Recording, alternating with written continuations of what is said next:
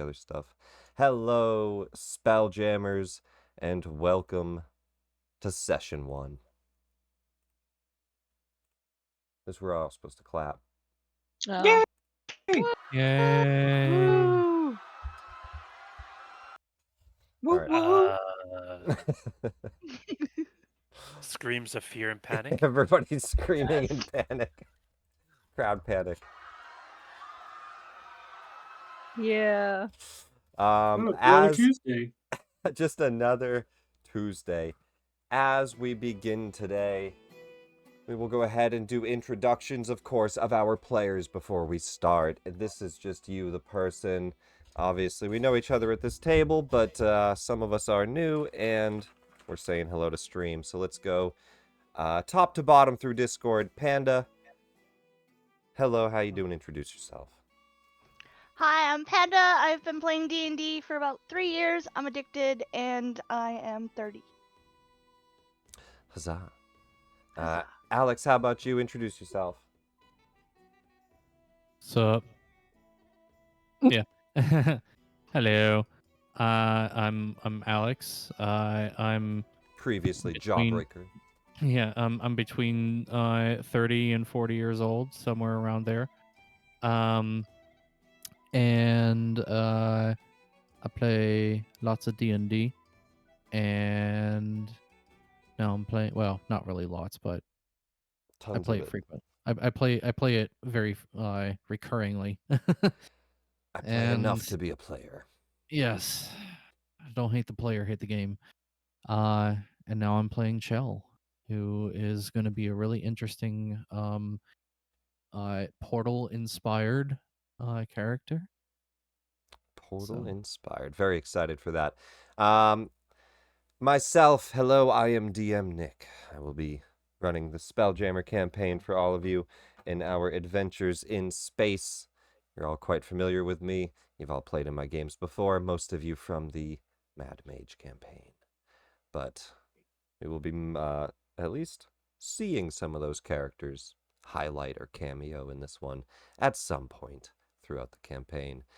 Patrick, introduce yourself. Indeed. My name is still Patrick.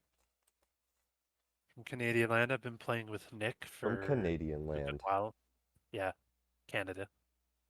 Oh yeah, Playing I'm with also Nick in for a my good 30s. while. I think we all are. We're all old. Nope. I don't know how old How I old am. are you, Trevor? I'm 40. All right, well, you know what? Whatever. That's still between 30 and 40. And It's close enough. I think I'm 25.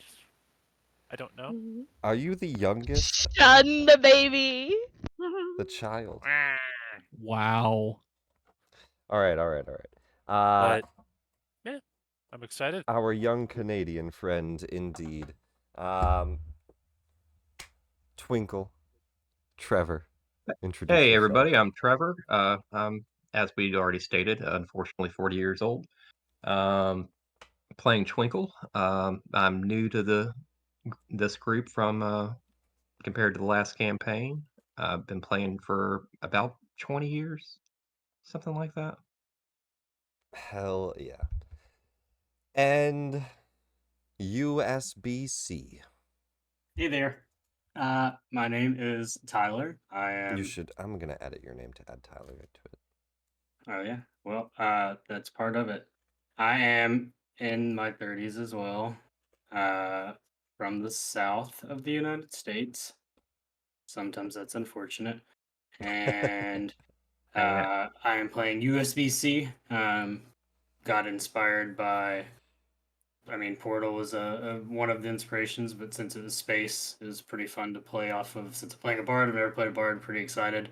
But this is my first time with this group playing, and really like my second start to a game where I get to play a character and kind of go through it. So not as experienced as Mr. 20 years experience over here, but you know, My bad. I'm excited all the same and ready to see what the wise sage has for me. So. Indeed. Well, we will we'll definitely be getting into each person's character here one by one, but last but not least, Becca, introduce yourself for us. Okay.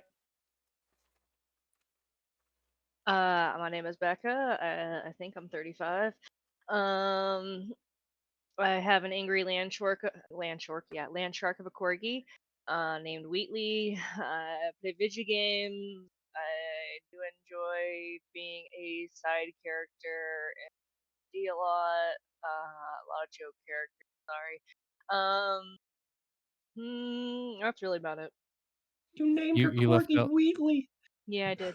You left out the most important part. Oh that- yeah, and Alex is my husbando. Yeah, I saved that for you. We Well, fuck. you know what? Why don't Jesus. Where's the Why sound don't- effect? why don't we make you I'm going the soundboard. main character this time, huh? Let's just do that. No. Hold on. We need the sound effect for that. We need that to be a sound effect. We fuck. I mean, if you want, I could always play. Oh no. No, I just want specifically We that. we yeah, fuck. we fuck. Just clipped.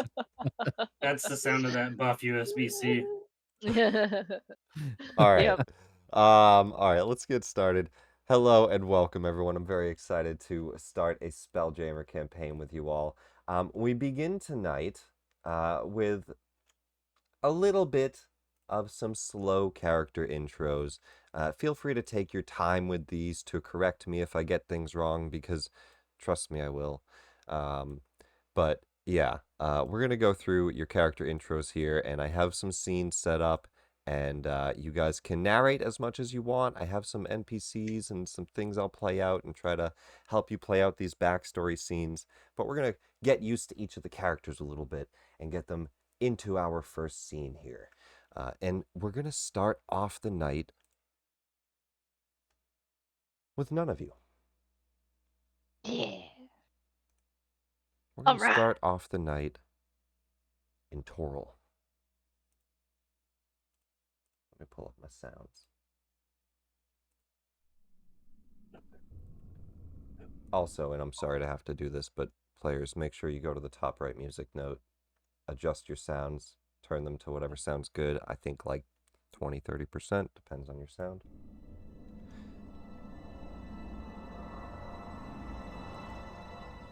The very first scene, you know what, let me pull up the whole thing too, because I don't want to do this by memory. I want to do this with Google Docs open.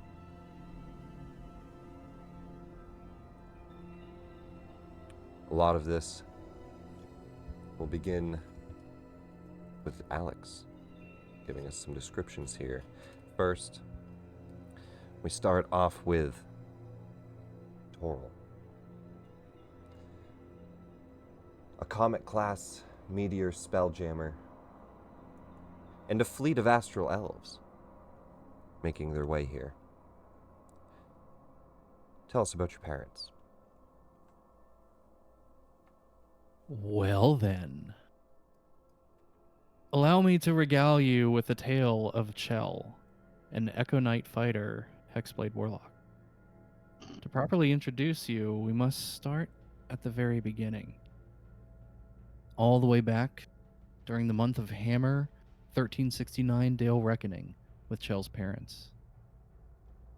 First we have Chell's father, Xanarel, an officer in the Xaryxian Royal Guard, an Astral Elf commander of some notable recognition and success. He was a ruthless man, notorious in that, unlike the Solar Dragons in the Royal Guard's command, he held no regard for any sentient life in the way of his mission.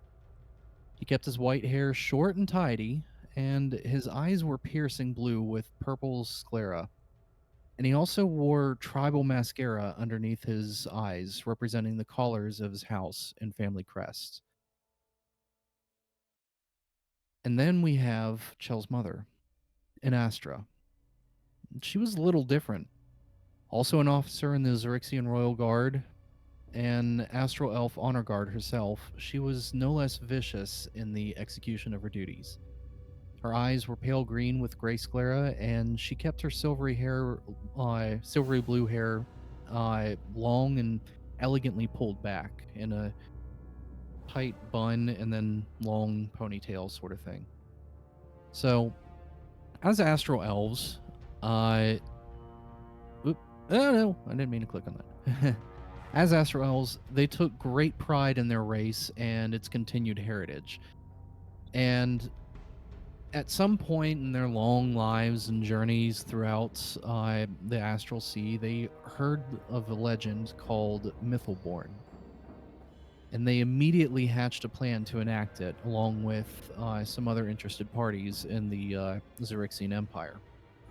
And so, in Hammer 1369 Dale Reckoning, the group learned of Kira Mordrain and the Cult of the Dragon, and their plan to take control of the Mythal in Mithranor, hence the place's name, Mithranor.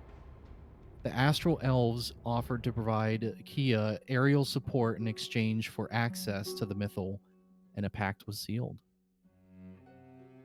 So, using his status and an excuse of a weapons test, Xanarel borrowed use of a Xaryxian Comet-class meteor Spelljammer, a smaller vessel but still made of a meteor and capable of raining down awful assaults from the sky. With a crew of the other interested parties aboard, they set sail from Xaryxis space to Faerun. Upon arriving above Mithranor, they used the Spelljammer to rain down fire and brimstone upon the Drow and Elminster's first adventuring party before venturing into the Mythal itself. With a few tiny hut spells cast, Xanarel and Anastra and the other Astral Elves all set out to create their own Mythalborn.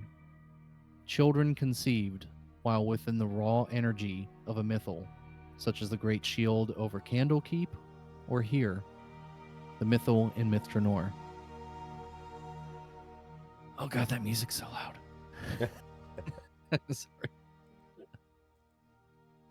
After the deed was done and Xanarel and Anastra left their tiny hut, they wandered outside, and as they waited for the rest, they walked hand in hand, just enjoying the afterglow, and eventually they witnessed the true horrific cost of their selfish fetish. Nearby drow, especially all of the children, rapidly turning into husks as their life force was sucked into the pools of radiance around the Mythal to replenish it.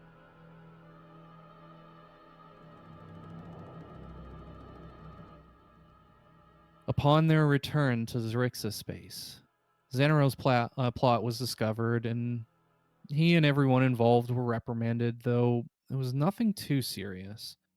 Since all those involved in the Mythalborn ritual had in fact conceived, the Empire found itself rather pleased with the outcome, and so kept its disciplinary actions to a minimum.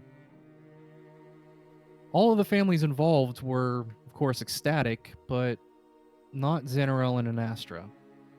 The images of those drow were stuck in their heads, and having seen up close and personal the cost of the careless destruction brought upon by their societal beliefs, they began to have regrets.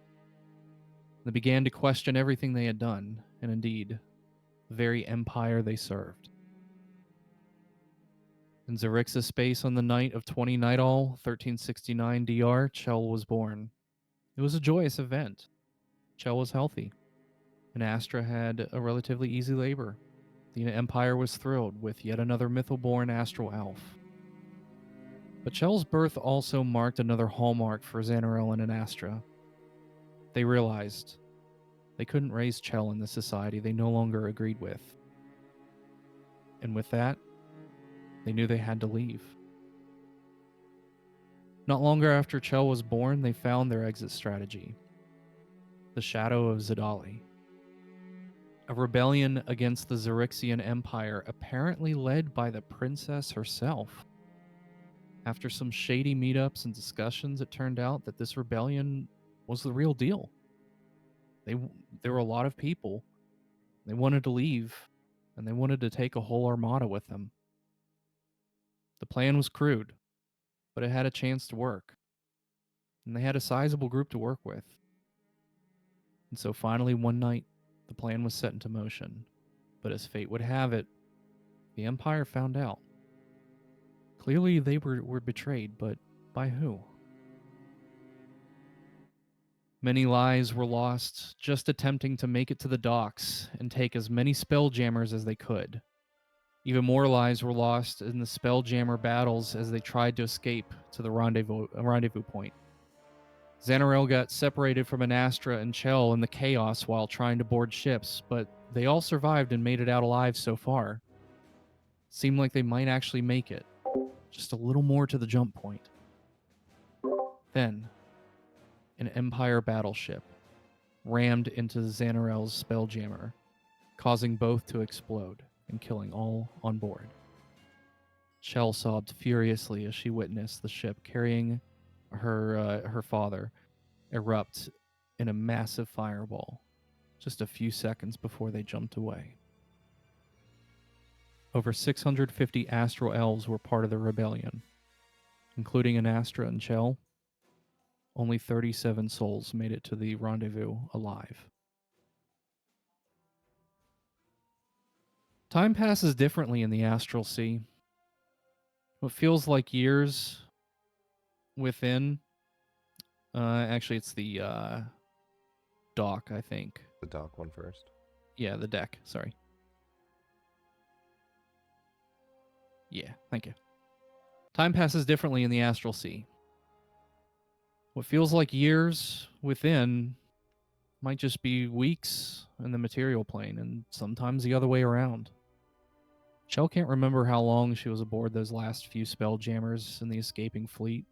She remembers the resupply runs ran every few cycles, and a cycle was how long again? So to raise Chell's spirits and to prepare her for being on the run, Anastra decided it was time to let her inherit Semigane, an ancestral weapon passed down in Anastra's family for generations. Semigane is a curved, one-edged dadao, or longsword, but not always. When its name is given as a command while wielding it and holding it at the rings or pommel, the handle suddenly extends an extra 2 feet, transforming Semigane into a naginata, or a glaive. This makes Semigane heavier than a typical longsword, but also balanced a bit differently from a typical glaive, making it a difficult yet formidable weapon to master. Chell and her mother trained over countless cycles, however long that was again. And over time, Chell learned how to fight effectively with both Semigane and with a Spelljammer as well. What she lacked in ability to helm a Spelljammer, she more than made up for in her ability to fight for it and its crew. It wasn't long before that training and experience came into serious use when eventually the rebels' remaining fleet was discovered by a Xaryxian Empire convoy. But Anastra and Chell had an escape plan. They stole a small astral jumper ship, and with minimal range, but just enough to reach a nearby planet with a special door that they had recently learned about that could hopefully take them someplace safe. A door, a sigil. Once on the ground, they ran as quickly as they could to the portal, but an Astral Elf commander was hot on their trail. Just as they reached the gate, an arrow struck Anastra in the back and through her chest. As a last effort, she pushed Chell through the portal, and Chell grabbed Anastra's hands, and it felt like she pulled her mom through. Maybe? Suddenly, time slowed down to a near standstill as Chell found herself falling forwards to a floor, but not. An empty stone room, silence, and slowly, a rushing noise. Like a crowd in a packed stadium, seemingly tens of thousands of voices rising from the silence. This would be the, her. Yeah, there we go. Thank you. A rushing noise, like a crowd in a packed stadium, seemingly tens of thousands of voices, quietly rising from the silence, and then they all spoke as one.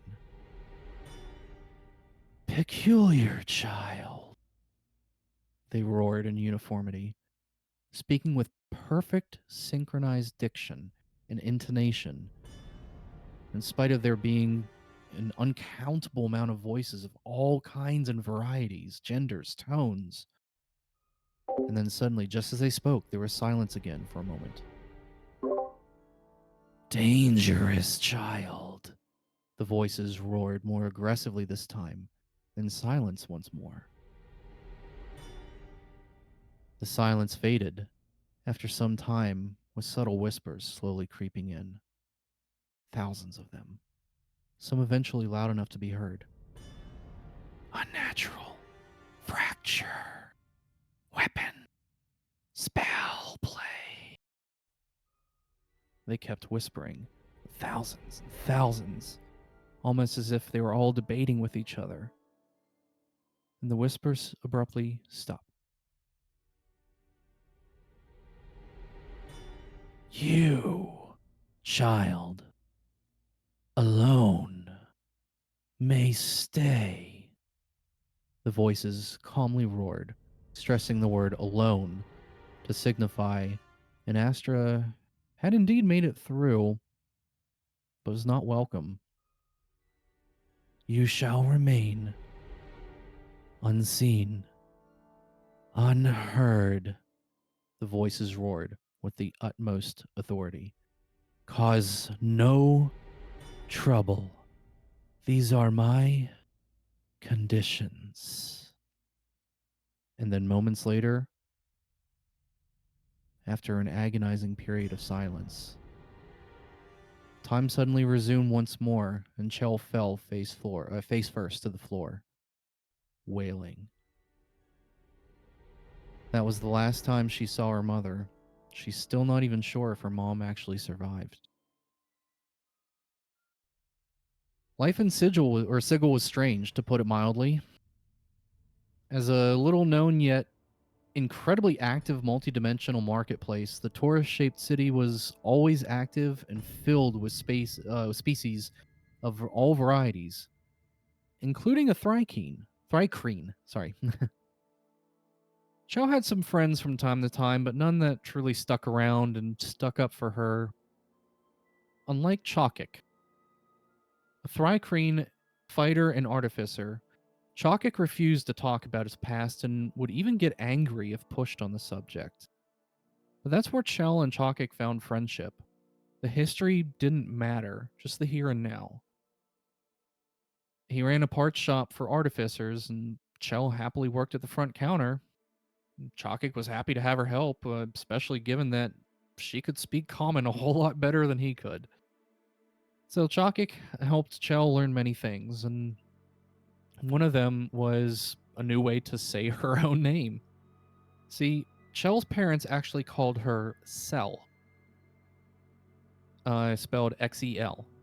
And while learning Thrycreen and, well, just talking with Chokik, Chell learned that Chokik's name was also spelled with an X, but he had a Thrycreen lisp and pronounced a S sound from an S or a C kind of sound as a CH kind of sound. And so one day, Chell shook her head and wrote her name out, Xel. And Chaka clicked in laughter and wrote his own out, XOKKIQ. He pointed and announced affirmatively, Chokik, Chell, both have X, Cha. In spite of her initial protest, and the new name stuck, and soon she became known by others as Chell. That was okay. Chell needed to find herself, her new self. And Chokik helped Chell realize her independence and helped her learn how to discover her own identity. Chell knew. And one day when he gave her a celestial purple cloak of protection that he had acquired, Chell knew she had found the final missing piece, her collars. She wore them under and around her eyes as an homage to her father, Xanarel. Not the collars of her original family house, but a new crest, a new identity of her own design. And so Chell was born anew. As time went on, life in Sigil became a usual slog with not much exciting going on. Markets opened and closed each day. People bought and sold goods. Lives went on. Creatures aged, some to natural ends of their lifespans, and such was the case for Chokik. For an astral elf like Chell, time was meaningless and just stretched on forever, but for creatures of shorter lifespans like a Thrycreen, an end was always in near sight, and Chokik wanted to face it with dignity and alone. And so one day, he abruptly left, with nothing but a simple note saying goodbye and wishing Chell all the best. Once more, Chell broke down and cried. More years went by, and Chell continued to run Chokik's shop, hoping he may one day return. But of course, as those years became decades, she came to accept that there's just no way he could still be alive at such an old age. More time went on, more people shopped and traded, and she did her best to keep up the shop. She was no artificer, but, did what she could. And then one day, the door opened, and Chell's heart sank. 3 Astral Elves walked in, having heard news that there was another of their kind, perhaps a survivor of the rebellion, here in Sigil. The back door was covered, but Chell had a plan for this. She always had an exit. She teleported over to a backdoor area, grabbed her go bag, and the chase was on. She knew these alleyways like the back of her hand. Run down this one, echo down that one. As Chell ran down another alley and turned right, thinking she might just have lost them, she was abruptly cut off at the corner by a massive barbarian with a giant hammer and 2 Astral Elves standing behind him. With a grin and a chuckle, the barbarian swung his mighty hammer and struck Chell in the abdomen, sending her flying backwards. Just before she was about to go crashing through a window, time slowed down to a near standstill, just like it had a century before. Flee! The haunting yet familiar chorus of tens of thousands of voices uniformly roared in a single command in Chell's head. As time began to start again, Chell swore she could see the barbarian and the Astral Elves being disintegrated as their head and back began to impact a window. She braced herself and winced for impact, but instead she felt that familiar, sickening feeling wash from back to front. That gut-wrenching experience of traveling through a Sigil interdimensional portal. And then, now neither expecting it nor bracing for it, Chell got the wind knocked out of her from another all too familiar impact to the head and to her back, falling through a tavern table. Time suddenly sped back up. She landed in a tavern. And that She opened her eyes and looked up. She saw a Thrycreen looking down at her. Chokik?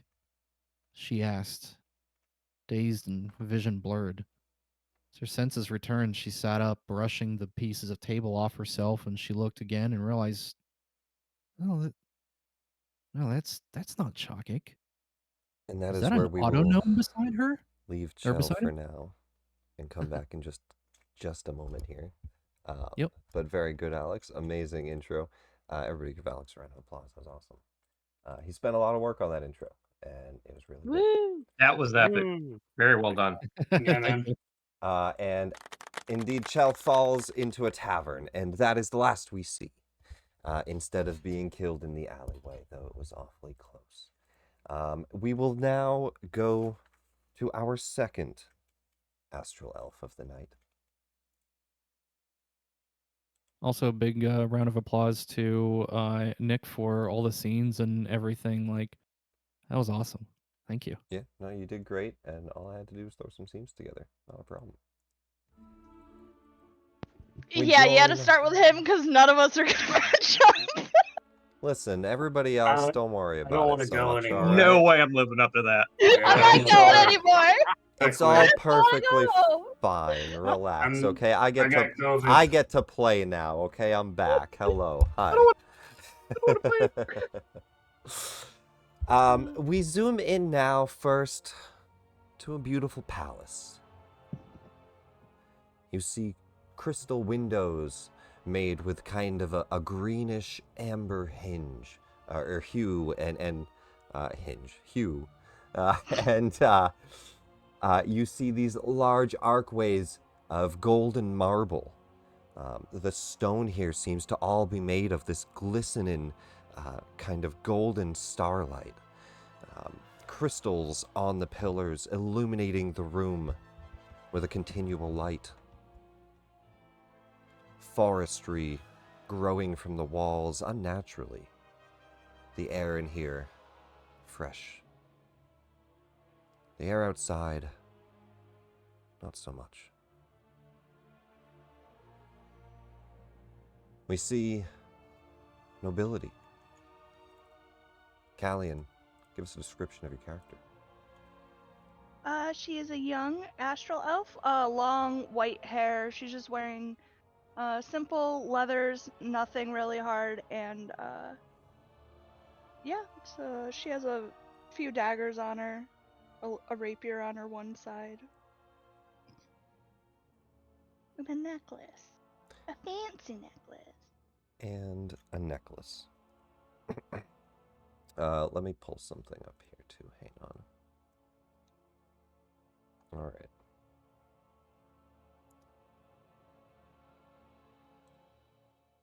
Your mother comes to you, and she seems a bit in panic.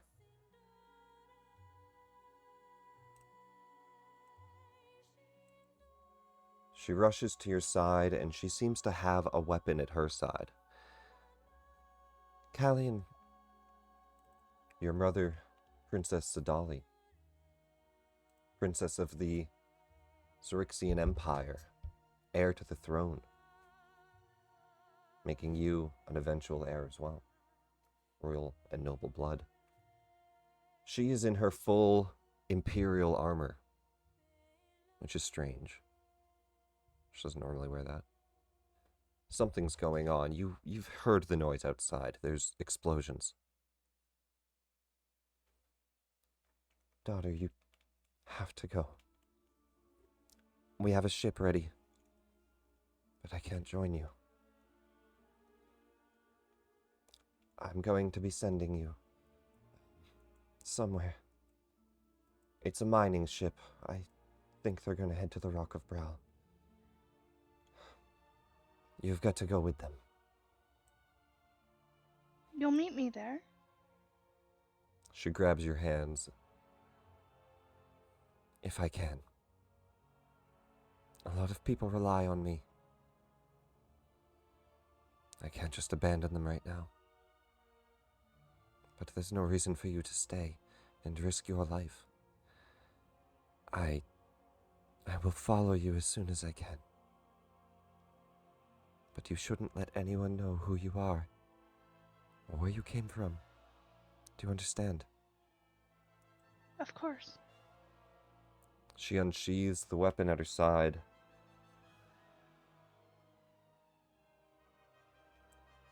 This was meant to be yours after you were done your training. You're nowhere close, but there's no time for that now. Learn how to use it. It will grow with you. It's an enchanted blade.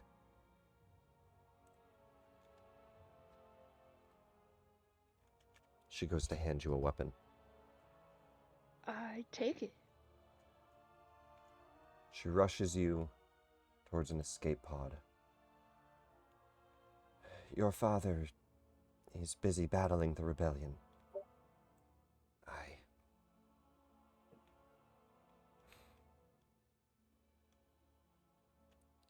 You'll both be safe. I'll try to get him off the planet with me, but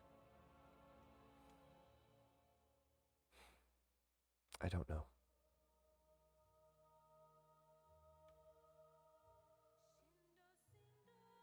I can't make any promises. Send word as soon as you know. She nods. You hear as the ceiling above you crashes and the beautiful green glass shatters above. She immediately starts to rush you towards the door. You make your way towards an escape pod. It's a small mining ship. One of the last few ships on the planet that you seem to be able to jump onto to get off of.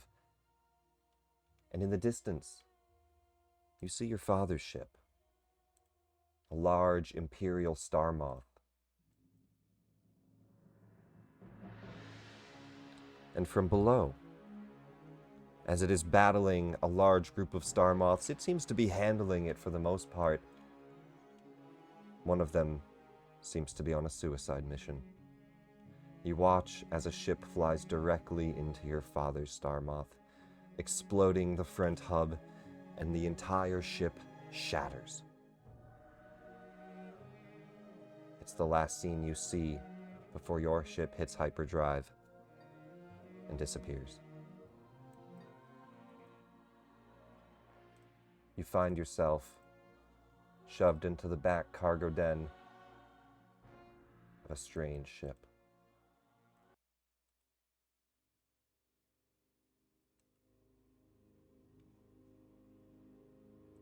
Going to hide and pull my cloak hood up and hide myself more.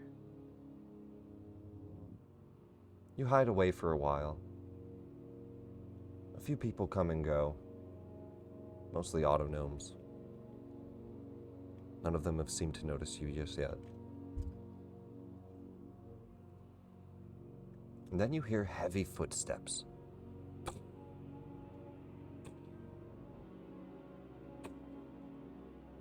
Whoever this is, they're much, much larger.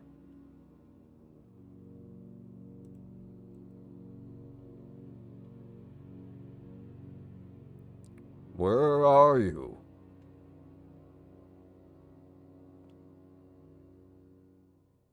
Come now. They said you were in here.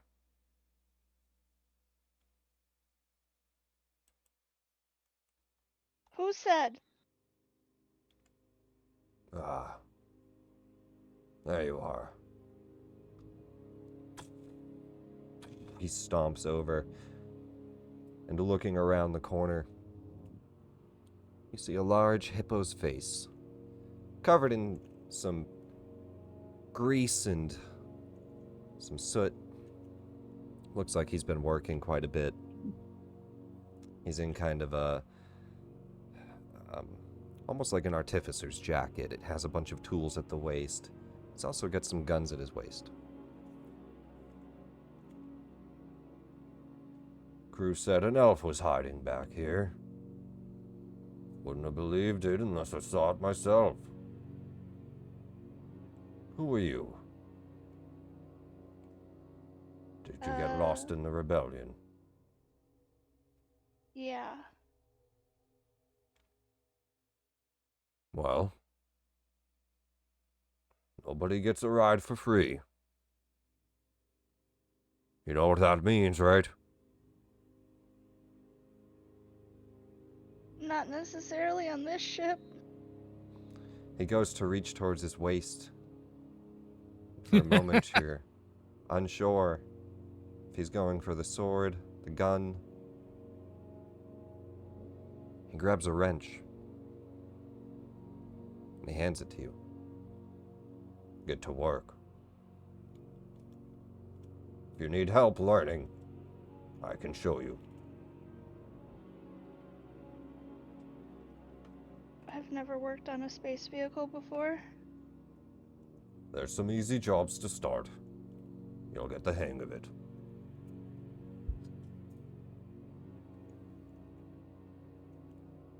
We're gonna have to put some muscle on you, though. Some of this is hard work. The name is Commodore Crux. It's a pleasure to meet you. I'm Callie. He nods. And he starts to walk you into the main hub of the ship where you see some plasmoids, some autognomes. He seems to be the only GIF. You know that your elven people hire people from time to time. You work on the ship for a while. You do quite a few jobs. You kind of get the hang of it, doing some mining jobs, some shipping jobs. If there's any description you want to add in here, you can. But you spend quite a while working with him and learning the ship. Gotta learn the basics before you can go up. And indeed, he starts you off on the basics. And a lot of it's pretty simple work until one day, an alarm starts to sound in the ship. And that's not ever really happened before. So he seems a little panicked. He says, "I'm not sure. I've never seen it." He rushes to the back. He looks at a few screens, a couple monitors. He comes to you and he says, "I need you to go out to the side." He hands you like this flat shovel. "Something seems to be stuck to the ship. Could you try to get it off? It's eating away at the hull." Okay. You put on some equipment so that you don't accidentally fly off into the astral space, but you make your way outside and around the ship. As you get to the back edge of the ship, you start to see this strange purple slime. It's kind of acidic. Ugh. And that's where we leave you off. As we pick up in wild space. You're using the wrong image. No, that's okay. We're not there yet. So Sorry, yes. not that image yet. Can you go back to the? No, you're good. Oh, you're good. I'm just mimicking Alex. No, not that one. Yeah. Yeah, that one. Bruh. Oh, wait. In the vast cosmic tapestry of wild space, amidst the swirling nebula and distant stars, there exists a peculiar entity known simply as Veb. You don't have to do that one yet, but okay. It's An the only onslaught image I plus. got, you know. Yeah. Well, I thought you would have grabbed some from the document, but that's okay. Did you have a starting form image? I No, thought I grabbed them all. Oh, I don't think I left you a regular, just. I don't know if normal you have Veb like a one today. starting form image. You can share them in chat too if you have one. Yeah. Well, I figured you just would share. You're a blob. Yep. I'm just a blob. That's all that matters. So, yep, I'm a blob. Blob in space. So yeah, simply an entity known as Veb, an ontolog plasmoid. Cloaked in hues of pink and purple, Veb's existence began as a slimy cellular offshoot from their parent cell, initiating a solitary journey through the cosmos. During their formative years, Veb operated solely on primal instinct, a shimmering mass of tendrils that mimicked the appearance of shipwrecked spelljammers to lure unsuspecting travelers to their translucent embrace. Insert purple ship now! I see. I can add those in here. Yep. So, you got the regular purple ship form, basically, so you know a little backstory. If you don't know shit about ontolog plasmoids, is they can replicate pretty much any material as a exterior surface in a way, as like a cover to lure things in. So not a mimic, but a mimic. And during this time, as they feasted, Veb's consciousness slowly began to expand, evolving in tandem with their appetite and intelligence. And it was during one particularly successful feast that Veb found themselves unwittingly clinging to the underside of a lured spaceship, embarking on an accidental odyssey beyond their normal crystal sphere. And if you want, go ahead and show them the tendril one of it eating an old ship. There you go. Yep. Yeah. That's my favorite.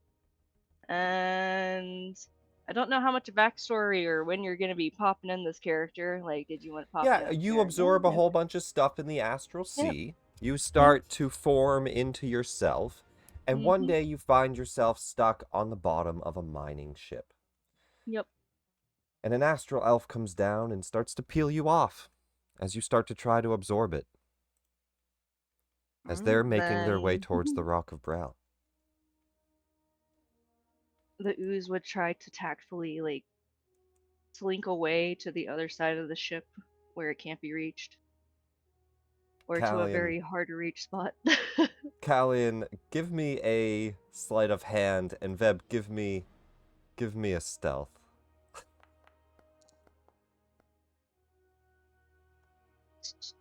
A 28. Ah, shit. You would have to Oh, also well. crit. So, Callian, you're chasing around this slime on the bottom of a ship. And Veb, you're trying to get away from this astral elf that's just trying to scrape you off of this ship as you're trying to absorb it.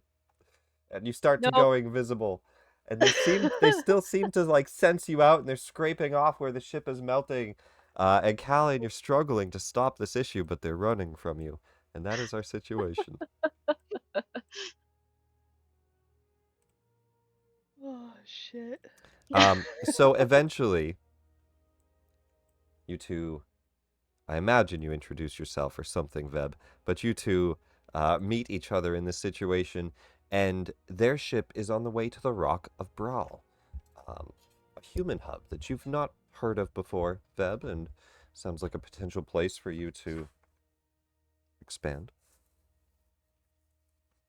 So during said meeting, like Vep just can't outrun this thing anymore.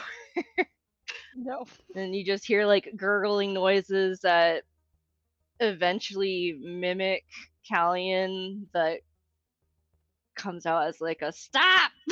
What the Why are you eating the ship? I am simply exist. Do you need food? Your food. No, we have food. We're not food. You're everything food. But All there's food. good food and bad food to eat. We're bad food to eat. Bad food. Mm-hmm. What bad food? Not recommended to consume. And it starts like dissolving the ship again. Bad No, food? no. We're bad- taking more hull damage! Callian, what's Bad going on food. out there?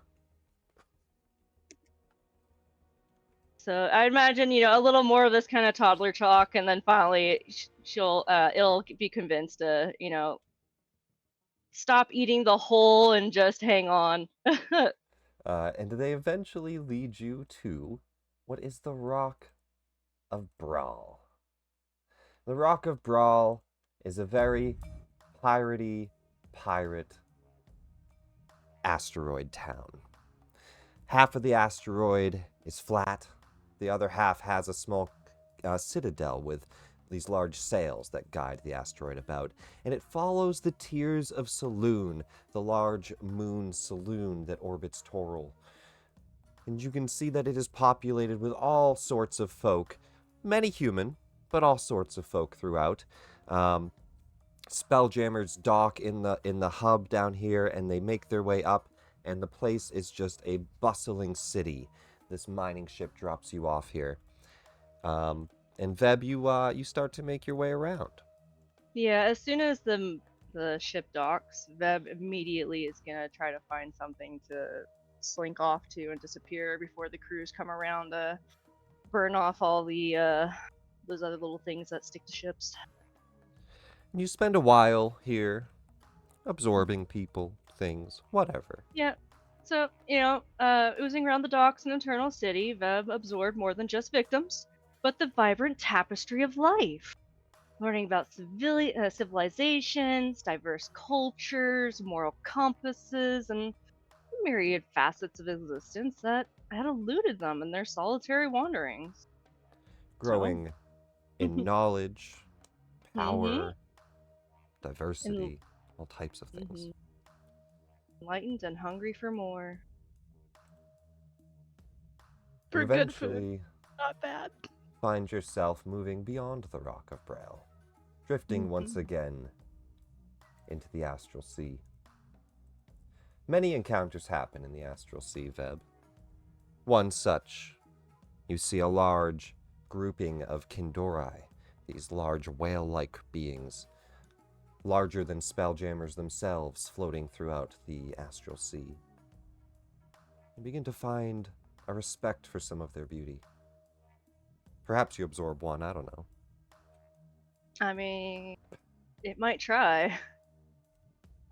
They aren't too quick. Mm-mm. The other ones just look at that and hard fly away. But you see many, many creatures throughout there, including one time where you met a giant space hamster.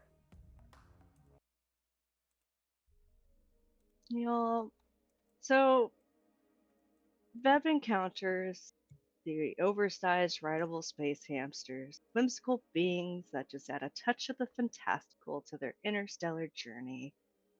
And ever adaptable, with each new species and items discovered, Veb excitedly tries to imitate and shapeshift to match, striving to blend in and understand all these new, diverse perspectives of creatures.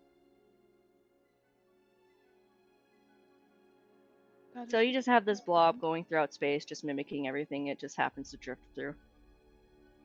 As the hamster eventually runs off, you float around with your new form until you notice somebody actually snuck up on you. That's never happened before.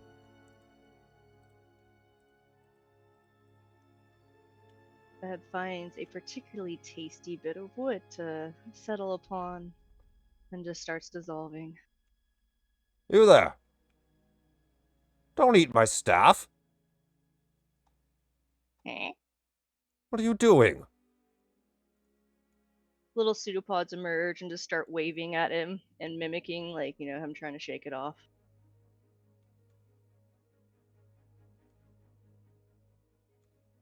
Are you lost?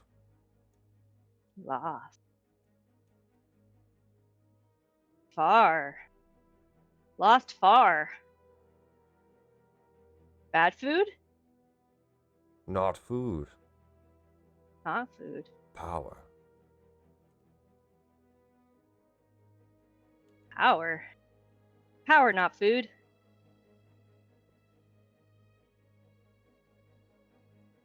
You seem And like you Veb- could use this more than me. He goes to He hand just- you the staff.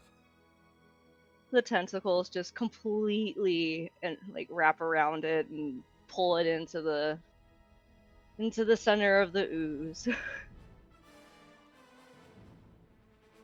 But rather than dissolving it, it creates a nice little air pocket, an internal pocket, and realizes that it can make holes!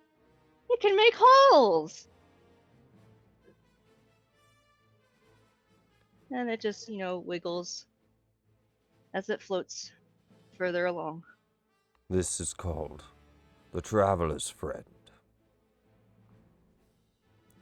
I gift this upon you, for it will guide you in your journey. You've much to learn, much to grow from. But you'll need to make friends along the way. You can't just absorb everything. More wiggly tendrils just kind of flail out, try to tickle him. He kind of laughs. All right. I'll go. All of a sudden, you kind of just see space fly past you at a quick pace as he starts to nudge you into a different direction. Veb shrinks around the quarterstaff, much like a octopus recoiling from something quick happening. And that is where we leave Veb off as they drift towards Toril. and we'll rejoin them momentarily. Mhm. We now go, and not to put you last, Trevor, but you're last. I'm sorry. Just the Yay! order of things. We now go to a red planet.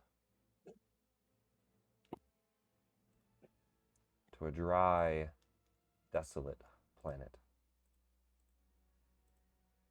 Anadia.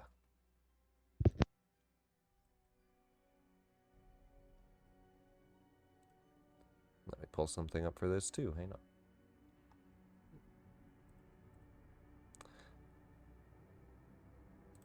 To begin, we see a tribe of Thrycreen and a recently crashed ship. But first, Kizseb, give us a description.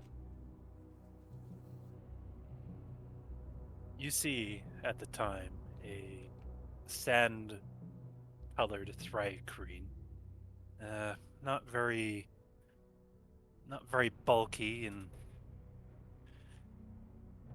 wearing very little, save for a kind of a cloth tabard.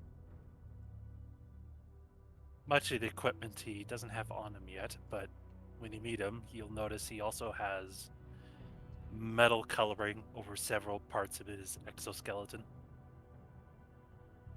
as if they are made of metal, but they aren't. They're just adapting the color of it. Indeed. Tools and bags with everything he needs at any given time. And a recent crash victim on your planet, a young halfling, desperate and distraught, has found your village. Xaryxis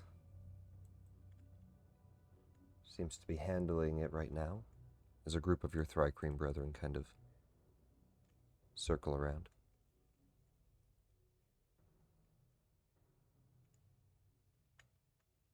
The telepathic communications between the Thrycreen kind of become a loud buzzing, where Xaryxis says, "Silence! We can't get the halfling back right away, but we can devise a plan. I'm sorry, friend, but it will take a few years."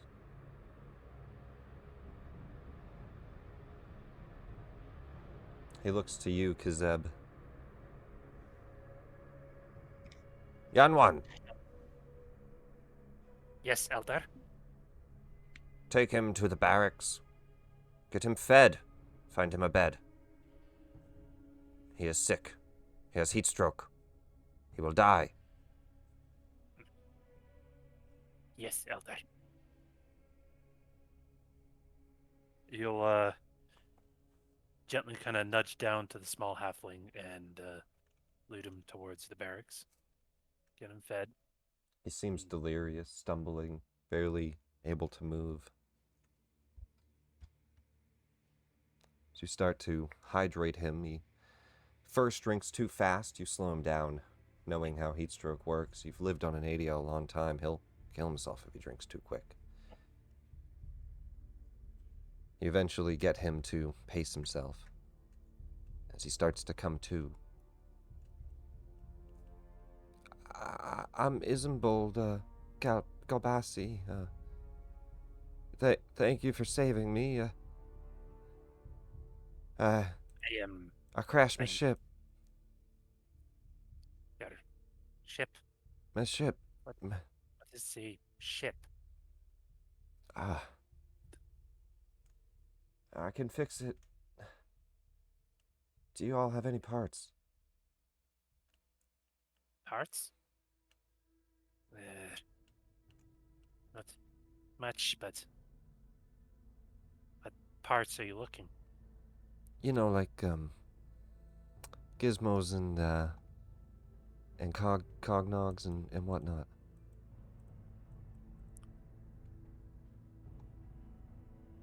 I take you to parts in pick what you need. I don't know what Giznab is. How young are you?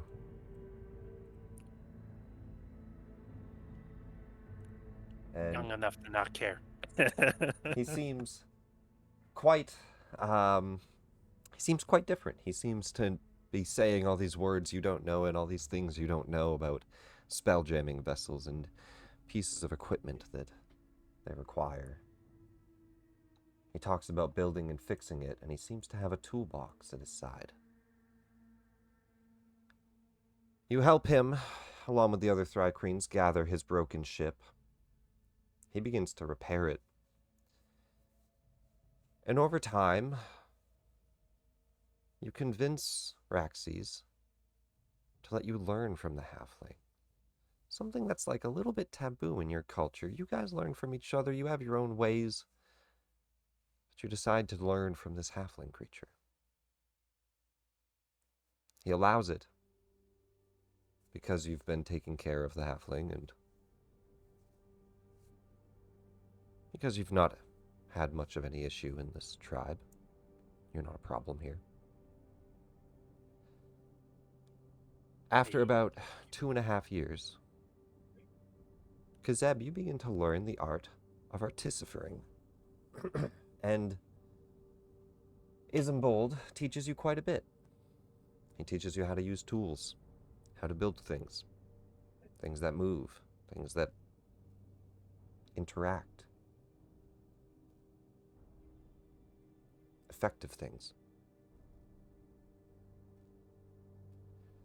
He mostly focuses on working on his ship. He finds that your lands are rich in natural minerals, barely harvested. However, you and him both know it's quite dangerous. The first thing is finding what he needs, and you spend years doing so. The second is putting it all together. That doesn't take nearly as long. A few years pass, and he's ready to leave.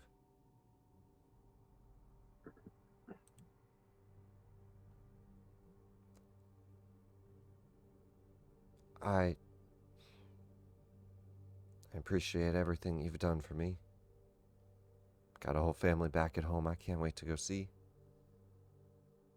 But I won't forget about all of you and your generosity. I'll try to stop by with some supplies sometime. Thank you. Thank you for teaching me, as well as giving me an opportunity to learn. I hope that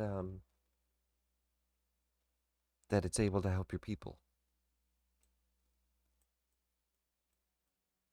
I am unsure, but we will try. And you see his Thank ship take off and become one of the stars. Somewhere out in that astral sea, another star starts to spark.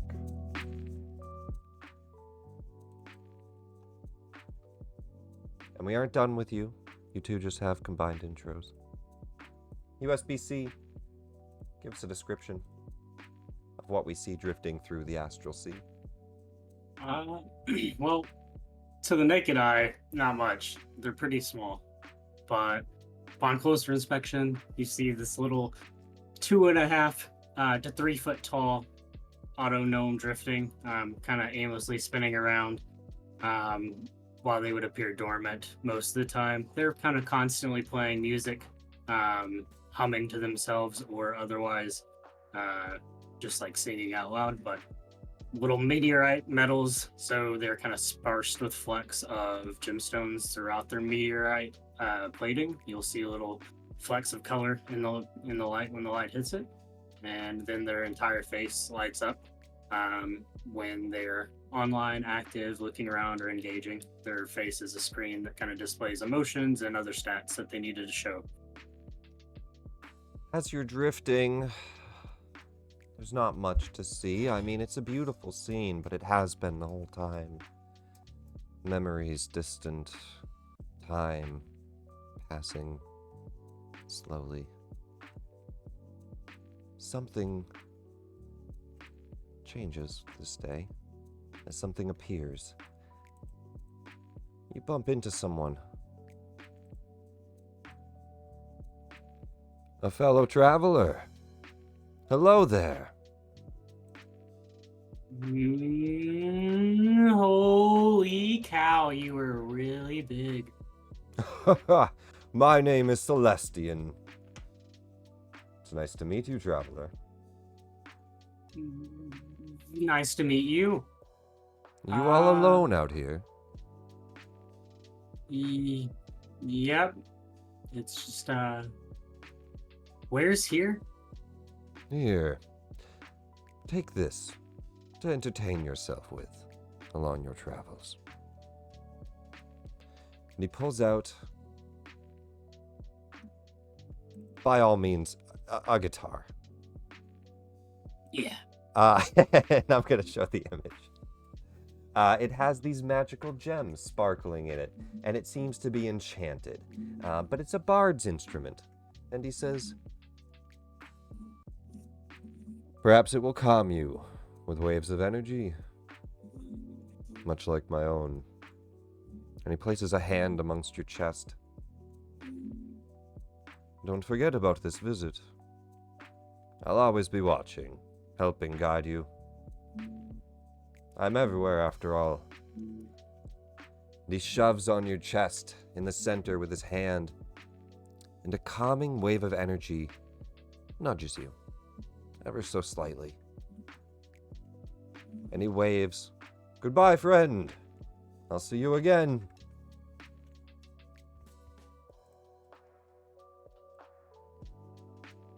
You drift for a while,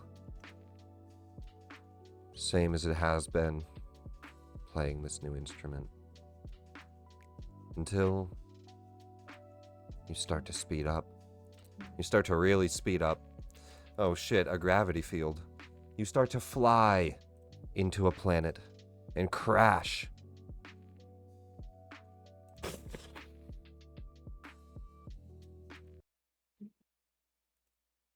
Kizseb. Xaryxis brings you to an old wreck of a scorpion ship. Kizseb, Yes, Elder. this was my Spelljammer. You had a ship? I did. Perhaps you've learned enough to fix it. I gift it to you.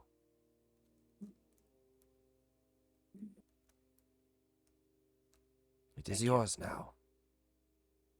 I hate to say it, but I think something crashed into it, made it worse off than it was. But not unfixable, not if you fixed that halfling ship. No, I know I can fix this. There's Start. much I've not told you, Kizseb. The world is vast, and our planet small. Many dangers greater than the bullets in our land lurk out there.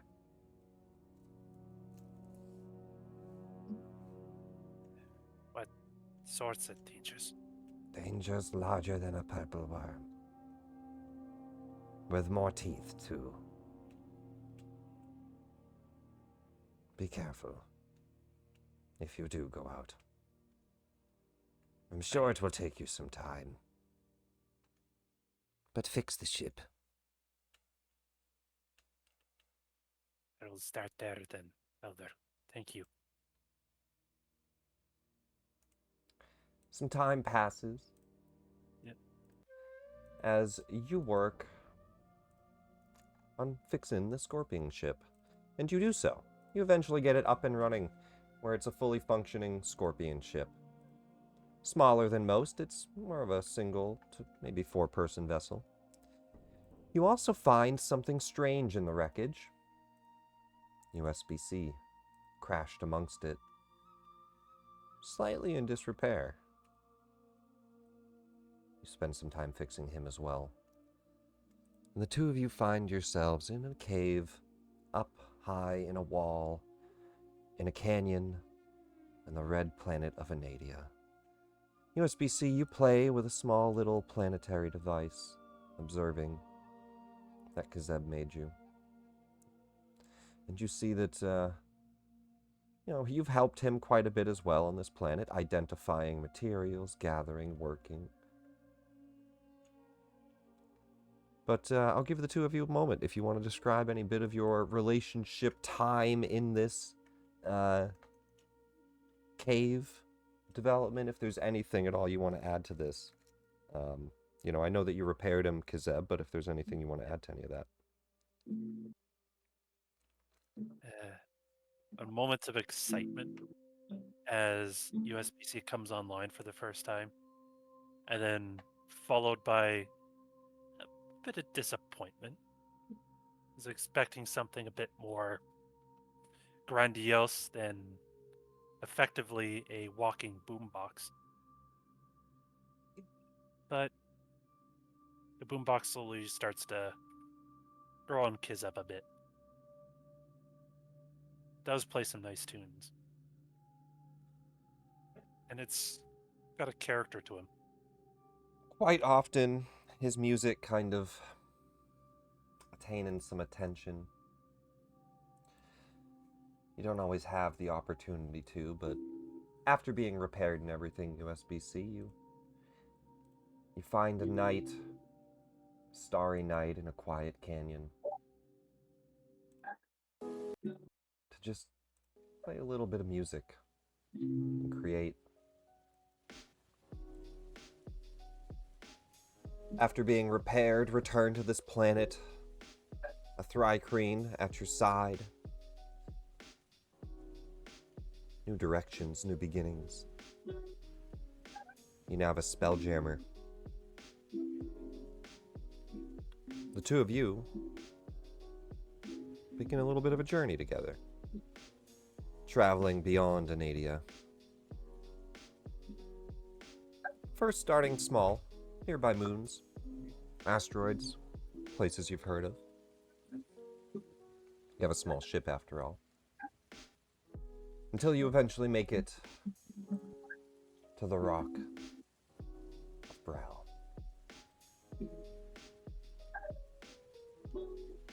And this is where I'll throw it to you, USB-C. If you want to tell us these stories, you can add these in about some of your encounters with Hungry, Kizseb, and USB-C. So, about 2 years after Kizseb and USB-C began traveling through the material planets, Kizseb had been teaching USB-C a little bit of artificing. Some of USB-C's core programming was coming back online as they continued to evolve through their music, but they also found themselves back in their original flow and what their purpose was more for maps, navigation, and communication. That is their specialty. So as they were traveling around, they were doing different missions to earn money between taking out resource collection, scavenging missions, stuff like that. And we had stopped at the Rock of Brawl to offload some resources that Kizseb and USB-C had mined and some scavenged materials at the market. And while at the market, they caught the attention of a very large GIF that introduced themselves as Hungry. Name's Hungry the Hippo. Why don't I have dinner on me tonight? Huh? I want to talk to all of you about something. Yeah. And you guys head to the Rock Rat. Yep. And that was kind of the average anyways, is they were accustomed to earning their keep. USB-C would play music to earn a night's stay, or they would trade labor if they needed to earn a night's stay somewhere to cover their expenses while they were on planet. So, how much? How much? Yeah, where'd you get them? Oh. If you're referring to USB-C, I apologize. This one's not for sale. I've not seen any like it yet. Everything's for sale, friend. You're on the rock. Not this one. Well, could make me another? No. What do you mean, no? I got money. He is entirely unique. Ugh, I cannot... you're not hearing me. I got money. You're not hearing me either. I can't make something that only one of it exists. Oh, to hell with you. I'll figure it out myself. But the matter was not solved. Later that night, while Kizseb momentarily steps away to his ship, USB-C left alone in the bar to tune his instruments and get ready for a set. The only people that were in there were the gift bouncer and the gift cook. After serving us a disappointing meal and seeing their opportunity with USB-C alone, they decided to go ahead and try to grab him and get him out of the bar. But Hungry was not quite ready, wasn't quite there, and they had a quick moment where Kizseb was at his ship, and in his head, he hears, you told me to use this thing if I ran into trouble, and I'm in trouble. Pirates, back room, rock rat, dark, small cage, send help. USB-C? USB-C? Damn it. I quickly rush out of the ship, or to kind of confirm his location. You eventually find yourself saving USB-C from this situation. Sorry, let me pull this up too. Just closed it on accident. And let me actually just double check here. When does this guy come in? Which guy? This one.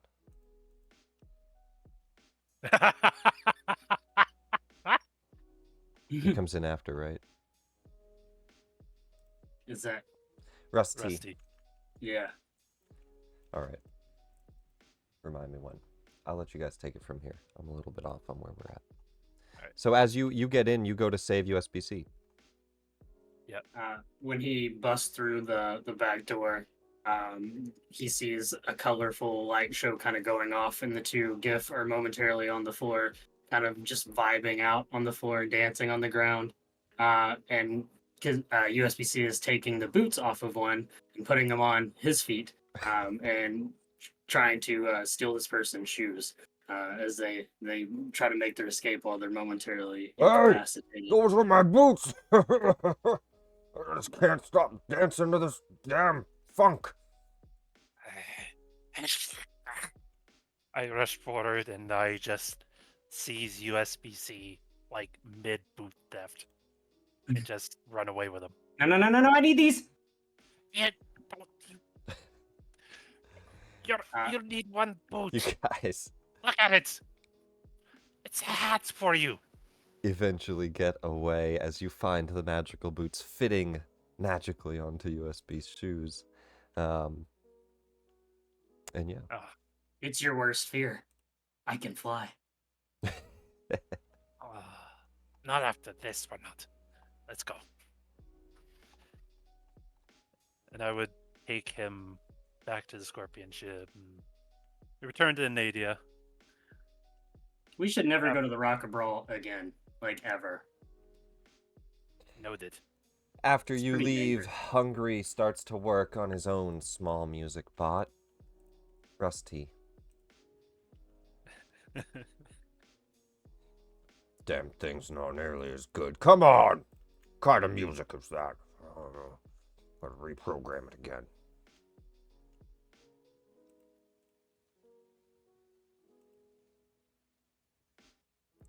Let's zoom out now as you guys start to spend some time spell jamming, heading towards Toril, towards a whole bunch of places. Yeah, we bounce all through the prime material at least once over the next like 7 or 8 years, and then we end up on Toril. kind of modern day for research purposes. For Kizeb's research purposes, he's trying to look at some star charts and some artificing things. And upon being in the city, one of his gossip friends that USB-C is prone to make in each city that he goes to tells him that there's a certain stamp that he has been looking for that is in the city. And he starts hatching a plan to maybe acquire it. Through a bit of a heist. Who knows? We'll get to that. As we now zoom out and we zoom in to somewhere far away from this plane altogether. That's We creepy zoom looking. into the Feywild. Specifically, the Unseelie Court.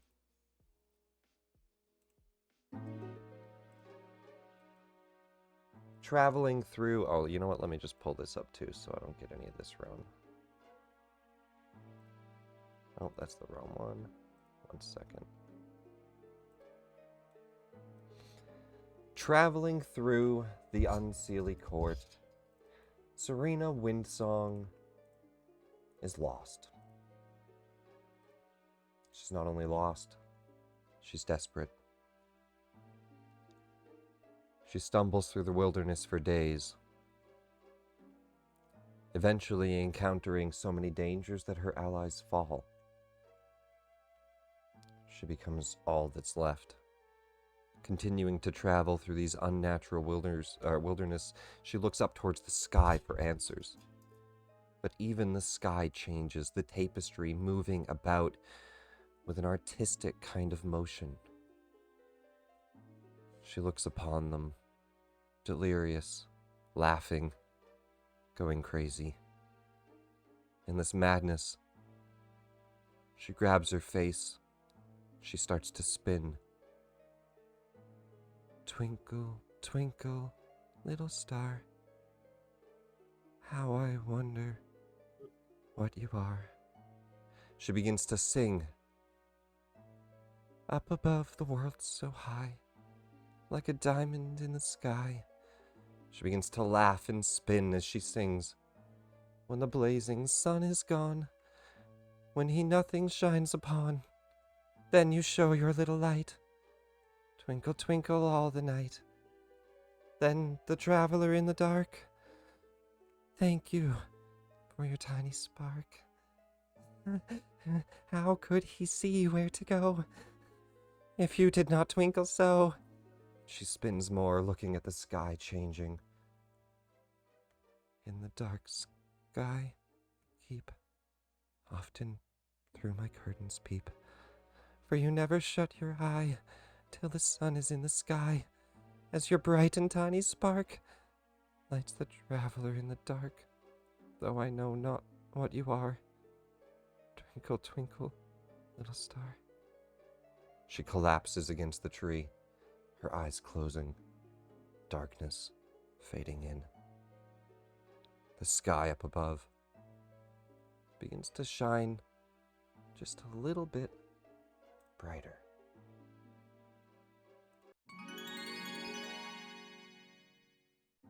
Appearing from above, Twinkle. Give us a character description.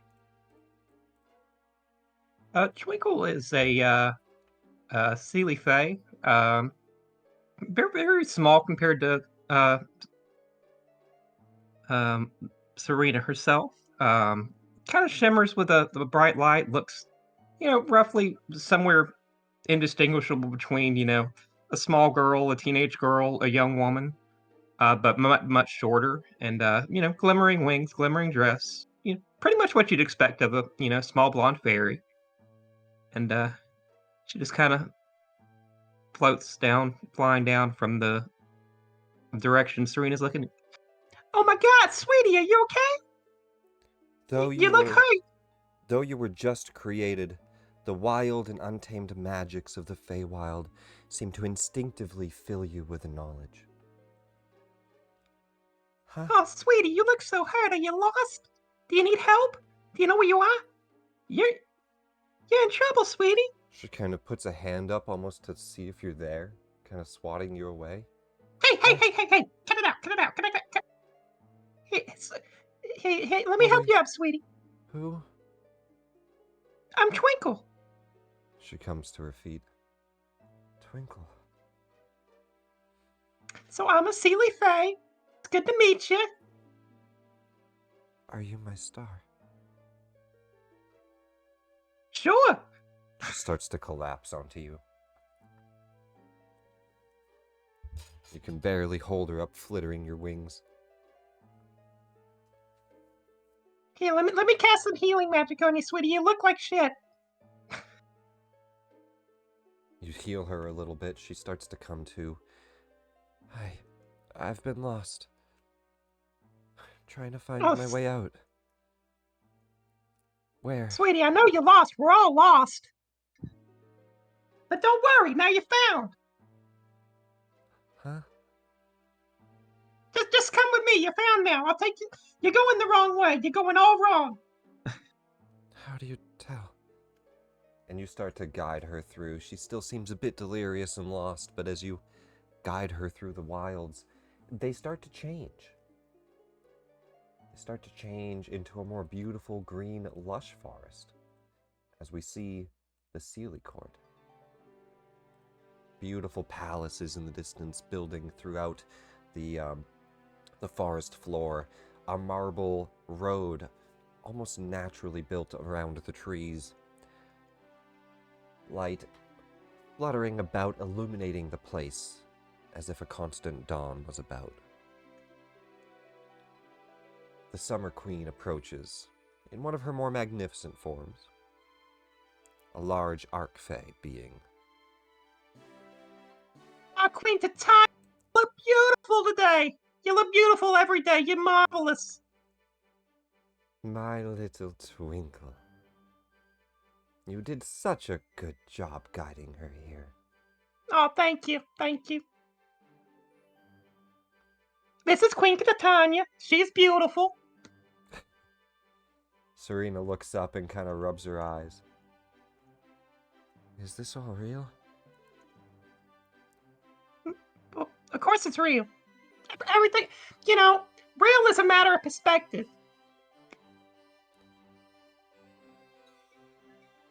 Yes, it's real. Queen Titania, I want to go home. I don't want to be here anymore. Everyone I came with died. Oh, that's awful. Just awful. Please. Can I go back? And she looks down. Of course, my child. We'll return you to the material plane. And what of you, Twinkle? Created through her will. What is your will? Oh, I hadn't really given much thought that I guess I'd like to go with her.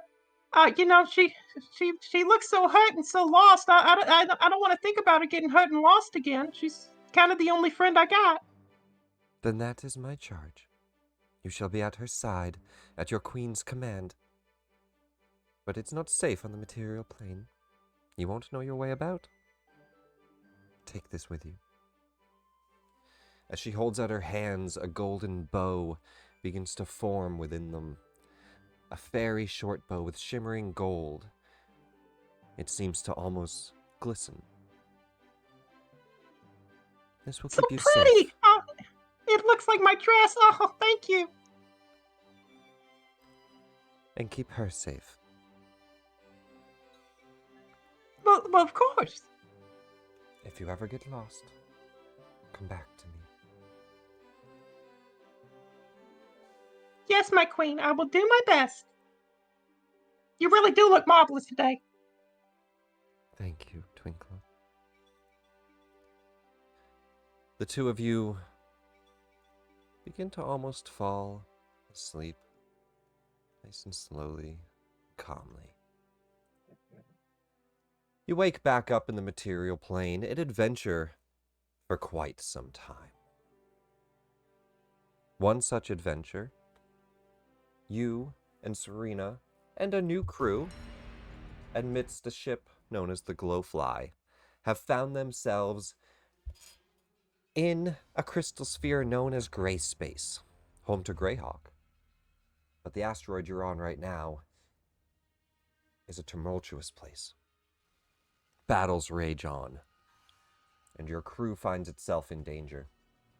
Serena, in the middle of this battle, looks to you. Hi, I don't know if we're gonna make it. And one of the enemy spellcasters begins to chant. And as she looks to you, she just hears a yeah, my mic's not gonna pick that up. A pop. I don't think my mic can pick up that high pitch of a sound. So you all hear a pop. Yeah, it like did a scratch there. It didn't even pick that one up. As she pops out of existence in the middle of a battle, an important battle with Serena looking kind of rough and some of her allies looking rough too. As you're transported, you flash once again into Titania's Feywild. This time, she's in more of her elven form in her chambers. Surprised by your approach, pop! You appear into existence. Oh my. It's been many years, my young child. Queen Titania, it's awful. It's awful. What's awful?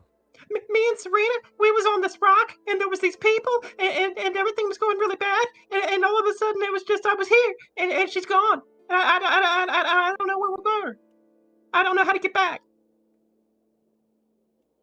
Can you send me back? I'm afraid I can't. But if you wait, perhaps she'll get you back. Have faith in your friend. It could only take a minute. Moments pass. She gets you tea, tries to calm you. Her presence alone, somewhat unnaturally calming you. You want to be upset, you just start to relax. It's really nice to see you again, Queen Titania. It's good to see you as well. I'm sorry. She wasn't able to. Time has passed. But No, I can't. I've got to go back. I can send you to the material plane. There's just no guarantee that you'll find her. I'll Is find. this your wish? Yes. Then let it be so. You begin to disappear once again. Twinkle, you can describe what you'd like about some of your journeys, but you eventually find yourself in the company of Kizseb and USB-C, somewhere on Toril. So Twinkle kind of wanders around Toril for a while, which is where Queen Titania sent her, and kind of lost. But she's a Circle of the Stars druid, so she does have a star map that kind of guides her directionally. But the issue with her star map and trying to figure out where she's lost her friend at is that the star map kind of constantly shifts and changes to the closest stars, and stars that she's visited and remembered aren't necessarily on there all the time. And as she shifts back and forth from the Feywild to back to the material plane, it is a completely different sky. And so she wanders around for a little while, more or less surviving on her own, and finding it easier to trust some people than others. And being a Fae, she has a natural understanding of how twisted some people are and how just genuinely kind some people are. and she does eventually, make her way to Waterdeep, and kind of sets up. We'll call them operations of mischief because she's a fairy, and that's just kind of what comes naturally to her. She hasn't managed to really secure passage back out into space, and she doesn't know where she'd go if she could, because she doesn't really know what sector of space they were in. So she's just kind of hoping against hope that one day she'll meet back up with her friend. But a year goes by, and then more time, and eventually she just has to kind of settle in. And the natural, people that she settles around are, people that have been out spell jamming, and people that have similar stories to her own, lost wanderers, people that have great tales of adventure that she likes to listen to, and ends up mostly hanging out at the taverns and you know wandering the streets some nights, healing little children that are wandering around, and just trying to be genuinely a good fairy, but getting into her own occasional little fits of mischief. And that is where we will go on to break, as the party all has pretty much found themselves heading to or on Toral. And we'll be back after about a 15-minute break, everybody. But first, the very first thing that we have to do... Wait, I'm not stalling, you are. Awesome intro, everybody. I loved it. It was great. Round of applause. We'll be right back. All right. Woo! Woo!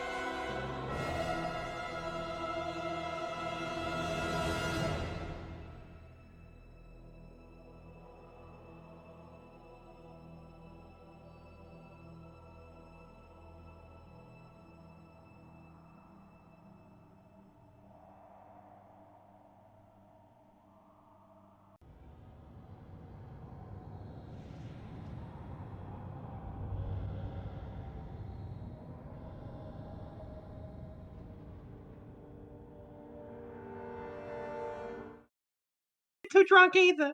As soon as Kizseb walks away. Bartender! Yeah, let's go live. We're live again. So yeah, you guys are in Waterdeep, and you guys have been here for a couple days. You've met up with Twinkle. It's USB-C, Kizseb, and Twinkle here. And let's jump to that, and let me find some music. I don't know what this is going to sound like. So go ahead. Yeah, so as soon as Kizseb walks away, USB-C like pulls out a map that's like the same size as he is and just lays it out across the table immediately. And you see like key points highlighted, and there's arrows drawn over it. Like they've taken some time and really drawn up this map. And they look over at Twinkle like, all right, it's time to tell you about our little quest, my little fairy friend. The Piece de Resistance. The Nadia stamp, of course. They released the first year Kizseb and I started traveling together, and since then I haven't been able to collect that one, but I have collected the others. Collar, Toril, Capri, Chondo, Glyph, Garden, Hakatha. I even got the moon and the sun stamps, and those are just like really just white and yellow dots. Not surprisingly. Like the moon stamp. The moon stamp's really pretty. Yeah. Well, I would say you could have it, but it's the only one I got. Now, just keep it in mind, okay? There's no reason for you to betray me here. That this stamp's only worth 200 to 300 times. Oh, sweetie, I would never. Yeah, well, it's only worth what it was originally sold for. It's all about longevity and having the whole set. So no real reason for you to betray me, because you might be able to get your weight in gold, but you're a fairy. It's not a lot of gold. See what you did there, and I'm gonna let it go because I love you and your sick beats. Okay, well, before we go over the final plan, remember, Kizseb cannot know that we're doing this. He's gone now. We've got to be back at the bar before he gets back. I hand him one of the sending stones. Super serious tones, and then USB-C starts playing like a little bit of music out of him, just like suspenseful, eerie music starts building up. He's like, all right, 3/4 of miles down the road, there's a bar. From this bar is the open market, right? Rumor has it, there's a wagon marked with a bloody head on a pike. Kind of scary. We'll be leaving the market today, and the slaving scum Anteos family is coming to collect some of their packages. The stamp will be in a package carrier on the back of the marked wagon at approximately 1 p.m. Now, what you're going to do is leave a little bit earlier, and that wagon's going to be coming down the street. Take the west side, heading down the Trader's Way, and I need you to be coming up south on the high road. You get it? And you're going to intercept the wagon, and you're going to make him turn. Intercept the wagon. Yeah. Make it turn. Yeah. You're going to make him... How am I going to make it turn? Go down, so you leave early, go down all the streets, and every vagrant person you see on the side of the road, 1 gold and a drink if they follow you back to the bar.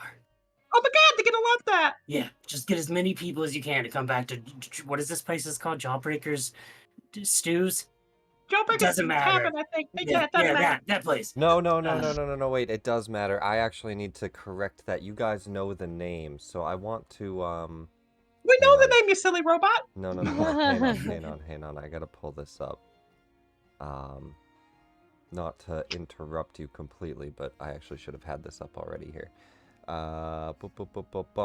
You know that the tavern's full name, and most people in Toril call it the Long Name Tavern, but you know it's called Jawbreakers' Grandiose Tavern of Supreme Brews and Celebratory Carousel. Carousal. So we're gonna tell them to come to Jawbreakers' Grandiose Tavern of Supreme Brews and Celebratory Carousel. There you go. Yeah, like I said, we're at Jawbreakers. Yeah! Oh wait, that was Malachi. That was Malachi. Wrong guy, wrong person. So yeah.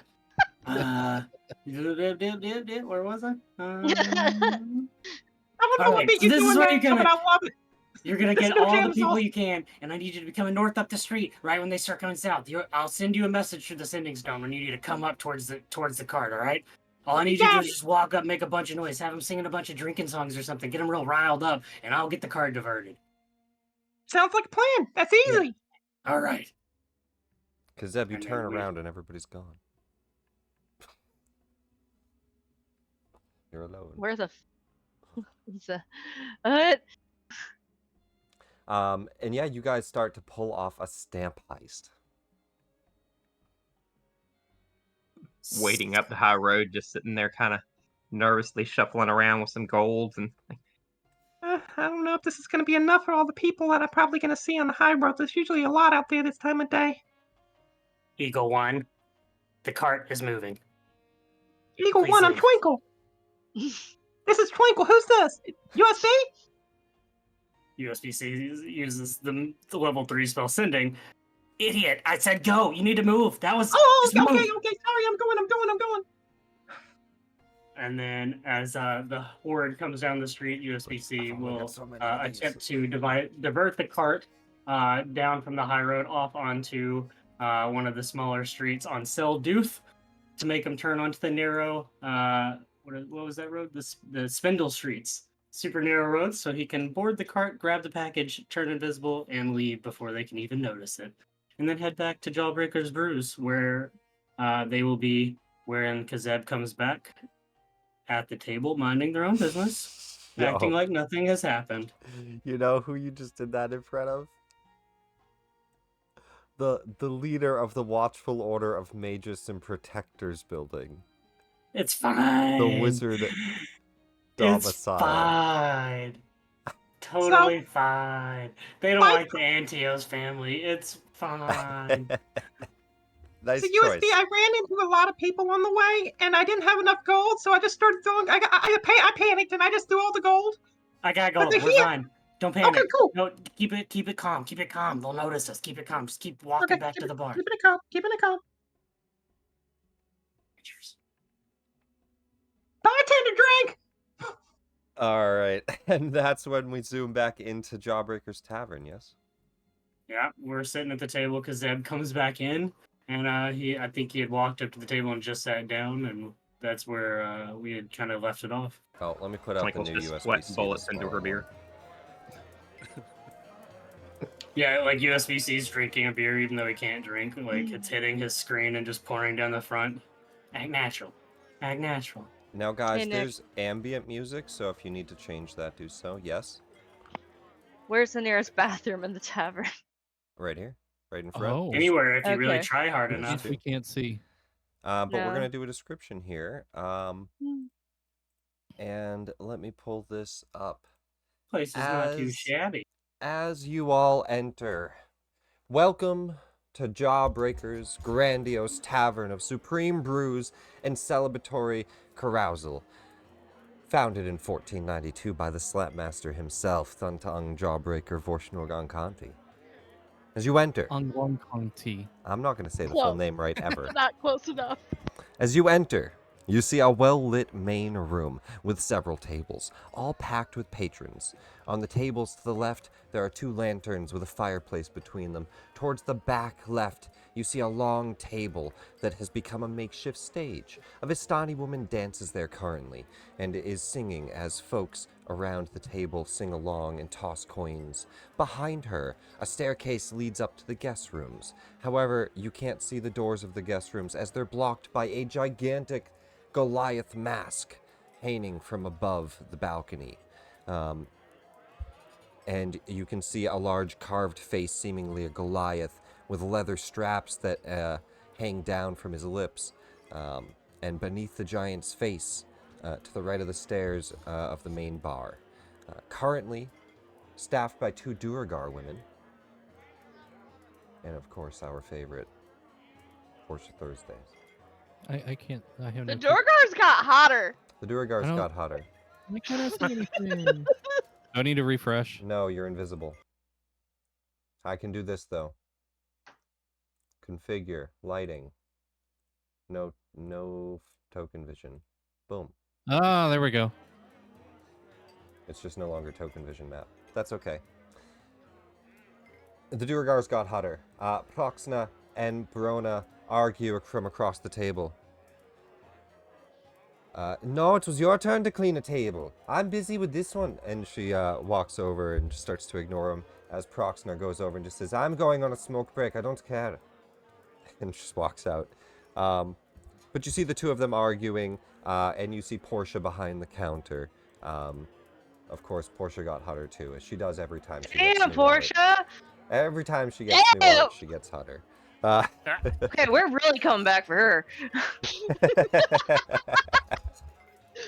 Portia, come with To us. the We'll be right, behind. you see more tables and patrons, 2 doors and storage rooms with barrels stacked between the doors. The tavern is filled with the smell of delicious food, fine drinks, and the sound of chatter. Singing, laughter, and stories are being told and challenged in general merriment.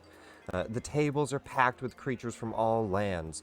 Everyone is welcome in Jawbreakers Tavern. And while there's some arm wrestling and drunken rowdiness, you know there's no fights allowed. And there is, of course, that is the only and very strict rule. Fighting is strictly forbidden. Few dare to test this rule, and that's where we kind of join us. USB-C and Twinkle rejoin Kizseb at the table.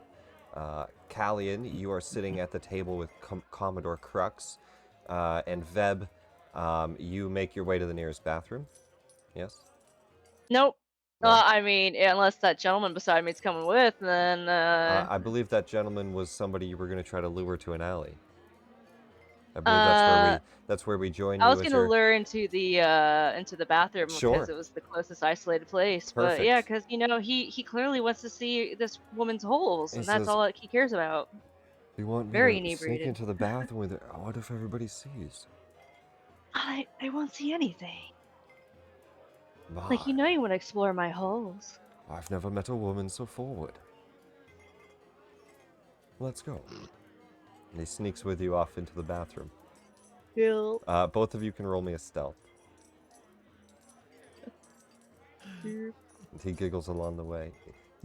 Quiet. Let's go.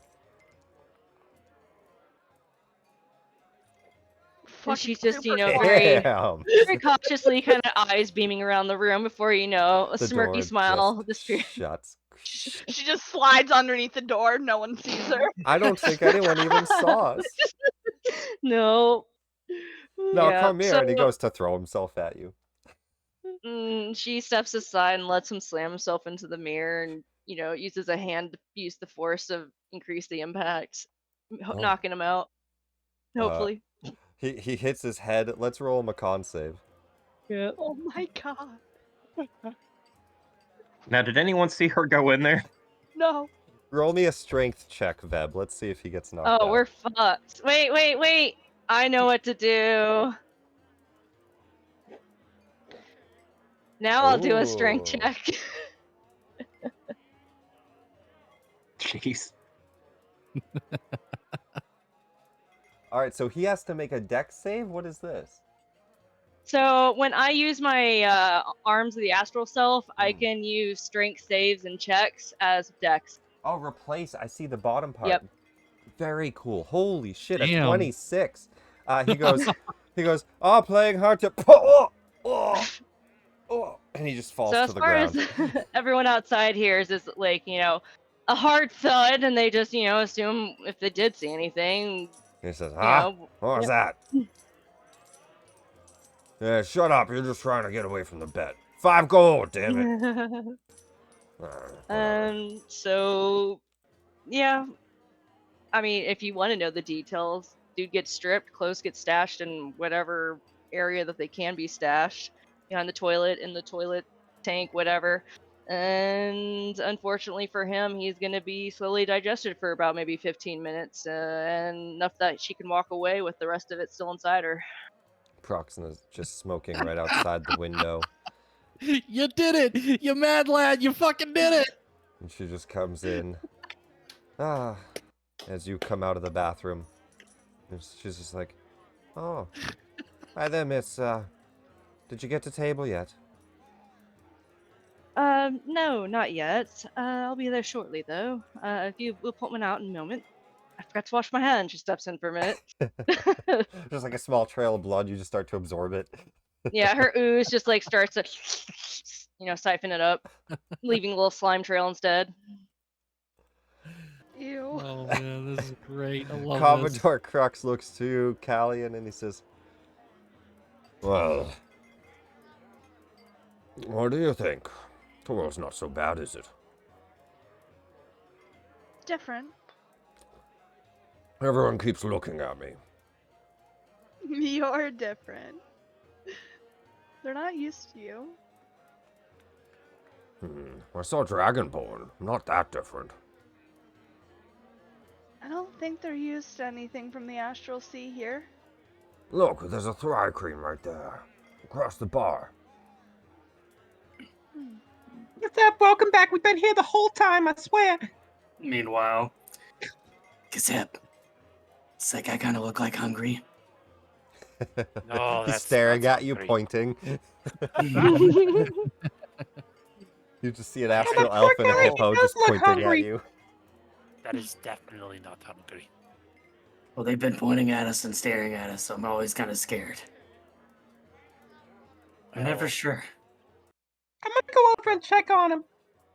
As you go to Oh. step away, Twinkle, the ground Okay. rumbles. Just a little bit. Wow, they're fast. The ground rumbles. Just a little bit. It's almost like an earthquake, but then it stops. Everybody in the bar gets quiet for a moment. They look around. Calms. Excuse me, everybody. Sorry, had to let that out. A couple people laugh. And they all go back to what they were doing. I must have. My friend over there was concerned that you might be hungry. Oh God, we didn't clarify what that meant to him. Can I buy you some food or something? Oh, hello, little fairy. Food. Well, I've already got this steak and mashed potatoes. That's what I said, but they said you looked hungry, so, I was just checking on you, make sure you was okay. That's rather nice of you. What's your Oh. name? I'm Twinkle. Well, nice to meet you, Twinkle. I'm Commodore Crux. Oh, a Commodore. I don't know what that means. Well, my people come from a very militaristic type of life. It's a rank. Don't worry about it. Oh, Okay. Twinkle, this is Callian, one of my crewmates. Where are you from, Twinkle? Oh, I'm from the Feywild, and, a little bit from all over. I left with my friend Serena and, kind of got lost for a while. But, I guess I'm from here and there. Here and there. Interesting. I mean, where's anybody from, really, Oh yeah, do I have the art for the tavern? I think I do. Let me see. Don't worry about me, I'll share it in a minute. So your friends over there, are they going to join you over here too?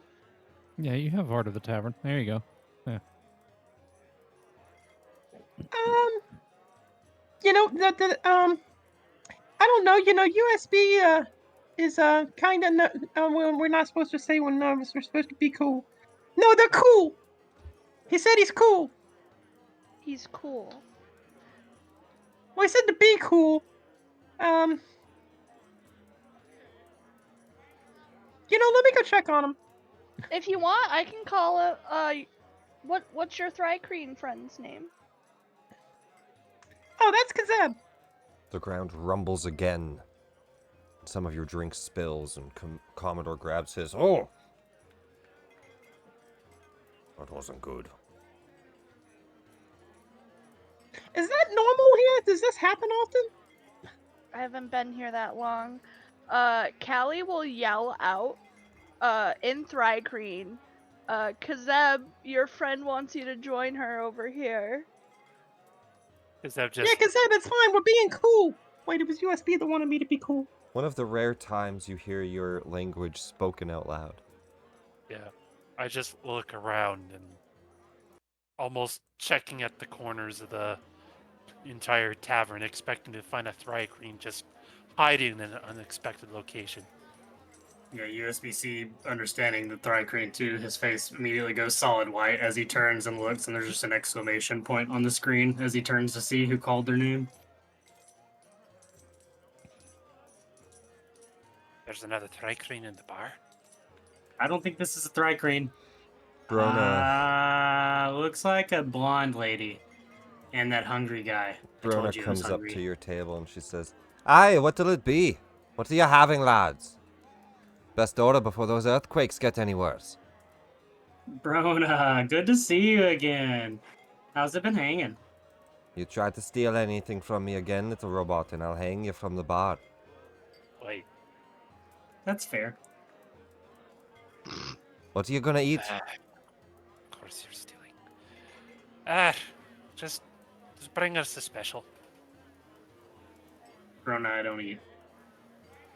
Thank you, though. Look, you know, it's my goddamn stamp collection. I see you eyeing it again.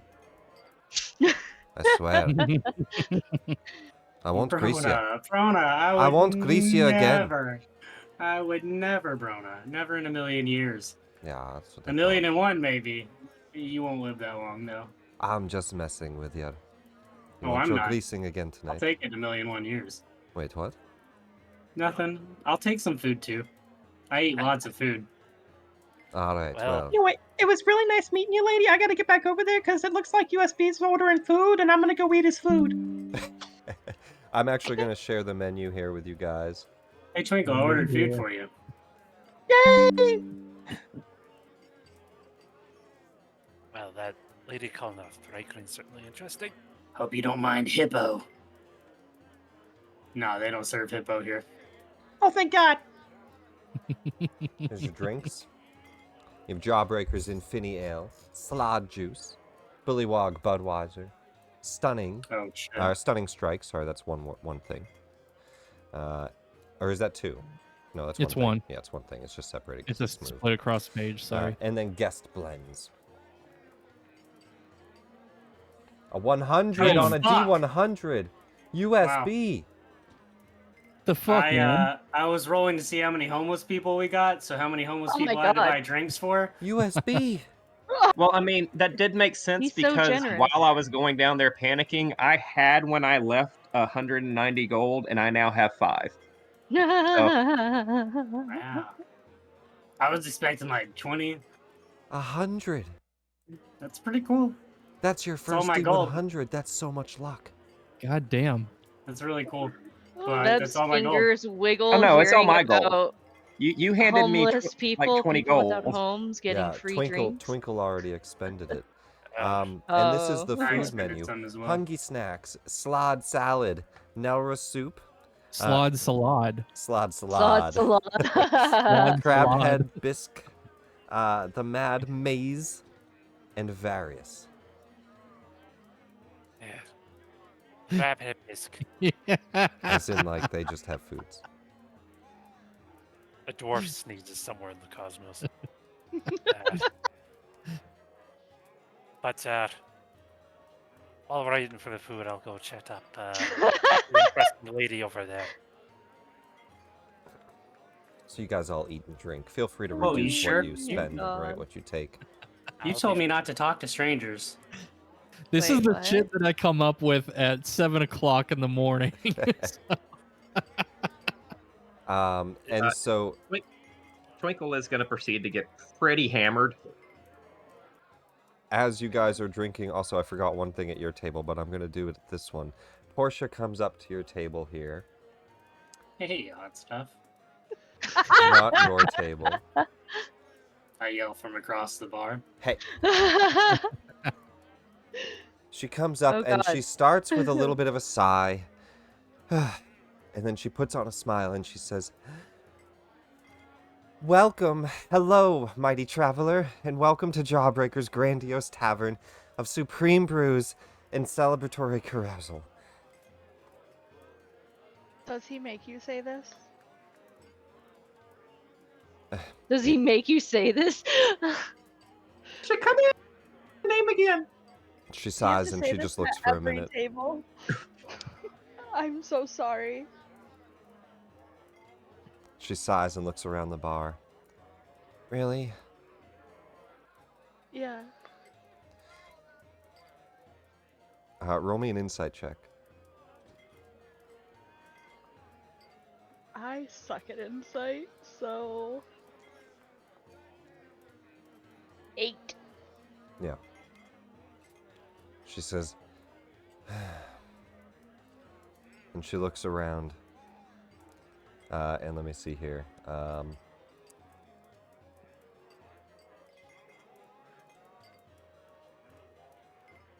He secretly has Tiralai spying on everyone at the bar.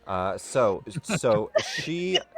she's disappointed with you, but you don't know that. She is going to go ahead and roll an insight check with advantage. Sorry, these rules are a little bit confusing. Sorry. No, it's all right. I believe she rolls an insight check with advantage, and then you roll a deception check with disadvantage.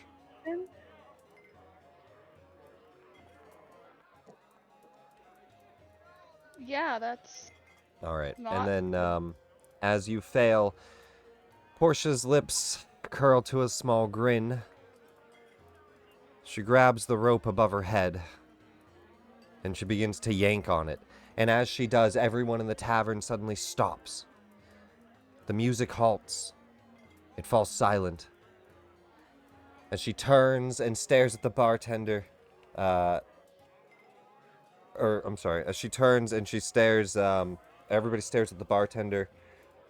The crowd begins to grin, and many staring at you. Like, everybody in the bar just starts to stare at you. It's quiet. For the three of you at the southern table, maybe you don't know what's going on. Perhaps you're the only ones, like, not in on this. The bartender then begins to yell with everyone in unison, and she says, "And that's why it's the Long Name Brewhouse." And everybody just starts to erupt in that, and they all clang their drinks. And she says, You're supposed to say, that's a long name. Oh, sorry. And everybody goes back to doing what they were doing. I'm not even sure if I did that right, Jawbreaker, but that's what they close do. enough. But everyone gets a free drink. Everybody gets the whole a round the of whole drinks goal on of the it house. is like they say the name and like this long name, and if somebody says something like, that's a really long name, or wait, you have to say that whole thing or something like that, then it's like, they said the thing, and then it becomes an inside joke. The whole tavern So it's their kinda looks at you. shenanigans. Yeah, exactly. Yeah, it's their shenanigans sort of thing, and Like, no one that one restaurant, the one that has, They just tried to all put you on the the spot. adventuring stuff down there, the... The ground Yeah. rumbles once more.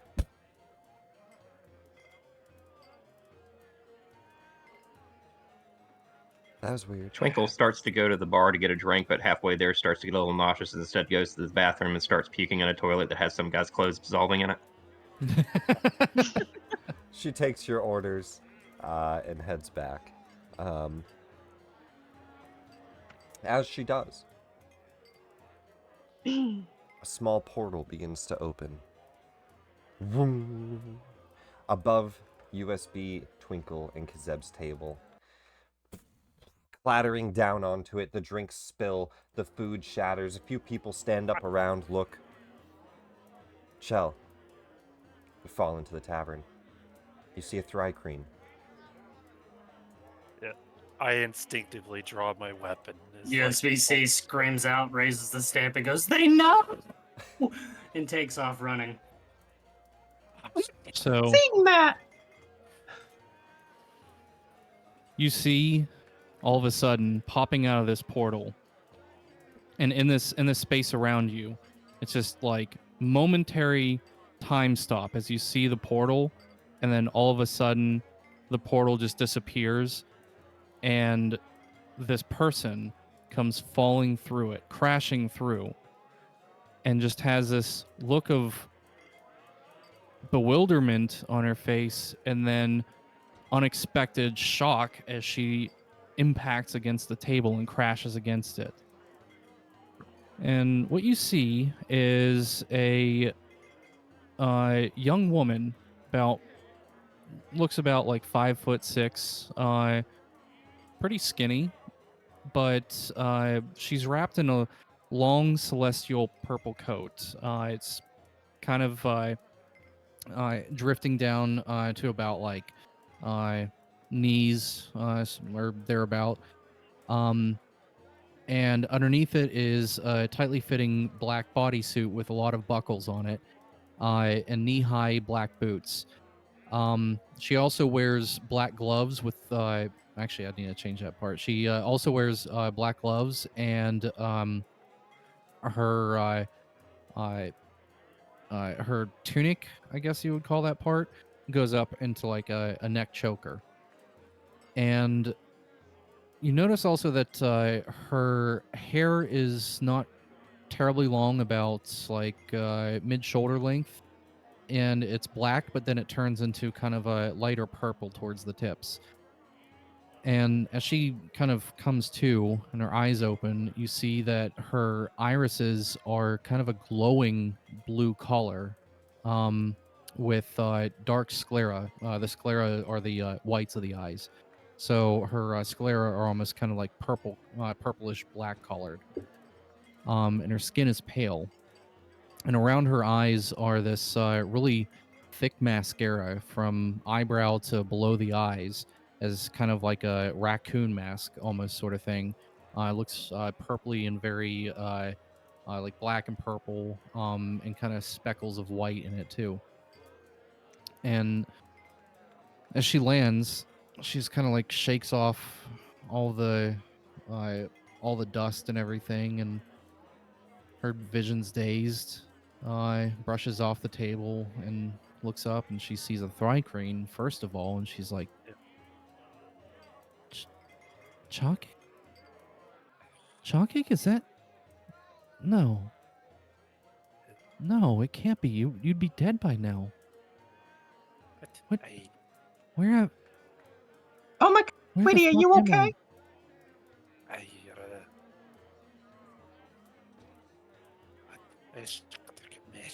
Just start cursing, and Thrycreen is like, what kind of She fucking just shit's she happening just today? grins.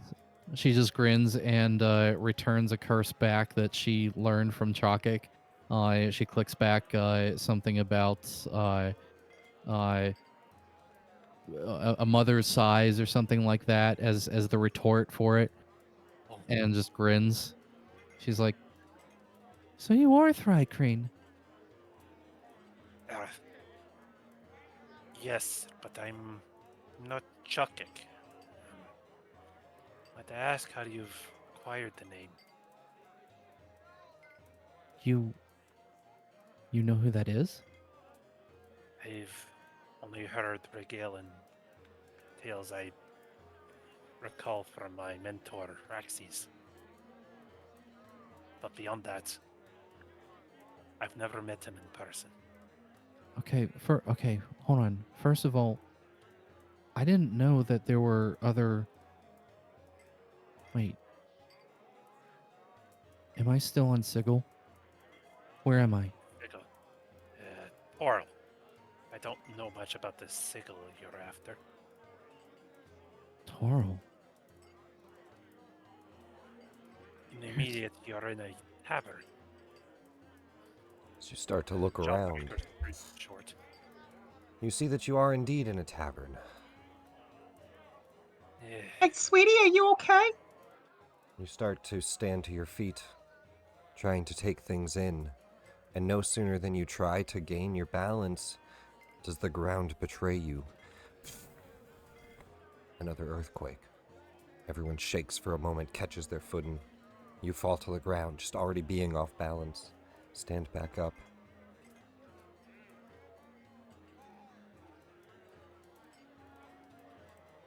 Everyone's Chell looks quiet for around just and a moment. Chell looks around. She's like, first she pulls her hood up and like gets ready to put her mask back on, or put her mask on. She's like, "Are there any other like me around here?" Elves that just happen to speak Thrycreen? Yes. One. Sitting at the table with a gift. Gestures over across. You just see a hood. Oh, hello there, miss. Can I help you? Yes, thank you. You saved me. You saved me before. It's just like, do you want to do a contested try to reach away, or are you just gonna let her take your hand and just start shaking it awkward and hard? I'm gonna roll an insight check for Crux. It's pretty good. He lets you shake his hand. Callian, this is that ooze, isn't it? It seems to be that ooze. It burns. And he pulls his hand away.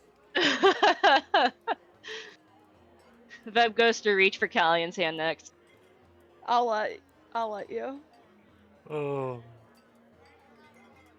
Her little 4 fingertips stealth turn check. to like little tiny, Like- little tiny tendrils. Everybody in the tavern sees Chell like take to the wall to hide from the other Astral Elf. Yeah, you just came in through a portal. It's everybody just looking Yeah. at you. Pretty noticeable. Smashed. Whereas I noticed you and immediately put my hood up. Chell's just kind of like, she's got her back up against the wall and just kind of like breathing heavily and panicking, like, oh shit. It's one of those situations where Do you're you think both she saw me? not looking at each other. As you look over, she's got her hood up, looking away. You're like, good, I haven't been found. Yeah. Everybody at Portia- this table is staring at you. And Chell's just Yeah, like I asked if staring. she was okay like 5 times, and she just kept clicking at the Dry King friend over there. So I don't know. Do you not speak Thrycreen? No, We could teach you. The Portia. You come here often. It was Portia, right? It was. That's what USB-C is doing right now. I come here Bard, once. not a bard. I come here once a week. Oh, Every Thursday. you free the rest of the days? Is that why? I'm an adventurer. Oh, what do you adventure? Well, we just got done with the Mad Mage's dungeon. Ooh, that sounds dangerous. Tell me It about it. was. It was 23 floor, and she starts to tell you about stuff as we kind of zoom back out to the other table. I mean, you're a little robot. She likes you. Yeah, I'm curled up on the bar, like with my feet in the air behind me, kicking in the air. Just like like one arm out and just like looking over your shoulder, like, so. Oh yeah, definitely. Just you tell me about yourself. Teenage daydream pose. Oh. Commodore Crux looks to you, Callian, and says, maybe we should go get her. She looks shy. I remember a shy elf once. I'm good. I don't think it'll be Callian. good for me to go over there. We were hiding in a storage bay. Yeah? None of the crew wanted to talk to you, because you were an elf. What makes you think she's gonna want to talk to me because I'm an elf? Callian. And all of a sudden, you just see Chell walks over to Kizseb, and she's like, I don't know what your name is, but I'll try to find you later. It was interesting meeting you, I guess. And then she's going to manifest an echo. Oh, I can't. Oh. How do I echo? Well, anyway, so an echo appears over here. Over As the here. elf appears in front. And she just immediately starts blipping away. Just phew. Oh. Making Phew. echoes and leaving. As you Yeah, go just to echoing step out. outside. So, Callian, you walk over and the elf just I'll go over to Kizseb. blinks Fuck away. As you go to walk over, the ground shakes once again.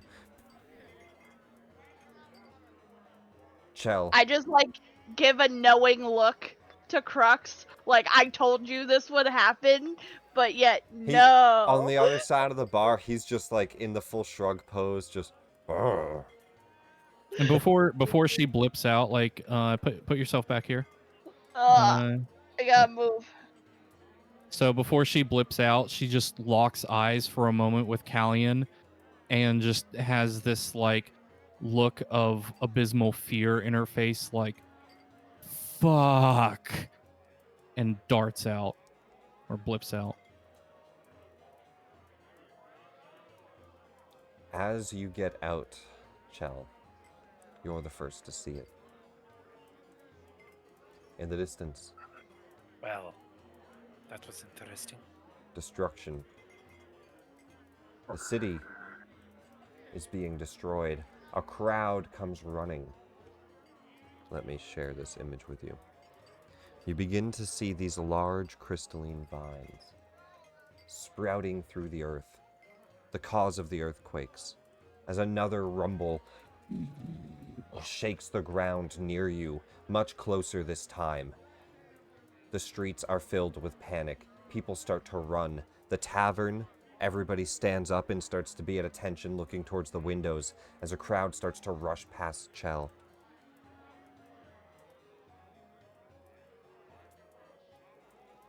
Something with those earthquakes. I think it's time for us to leave, and I think we need to get on a ship, and I think we need to go. Commodore Crux is very slowly running. He goes to grab you, Veb. He's, let's go! Callie, let's go! I will grab Twinkle and carry Twinkle. If What? Twinkle lets me carry her. As you guys are going to leave, you all see this large Goliath run from the basement upstairs. He goes, we gotta get out of here. Get on the Spelljammer. Come on, guys.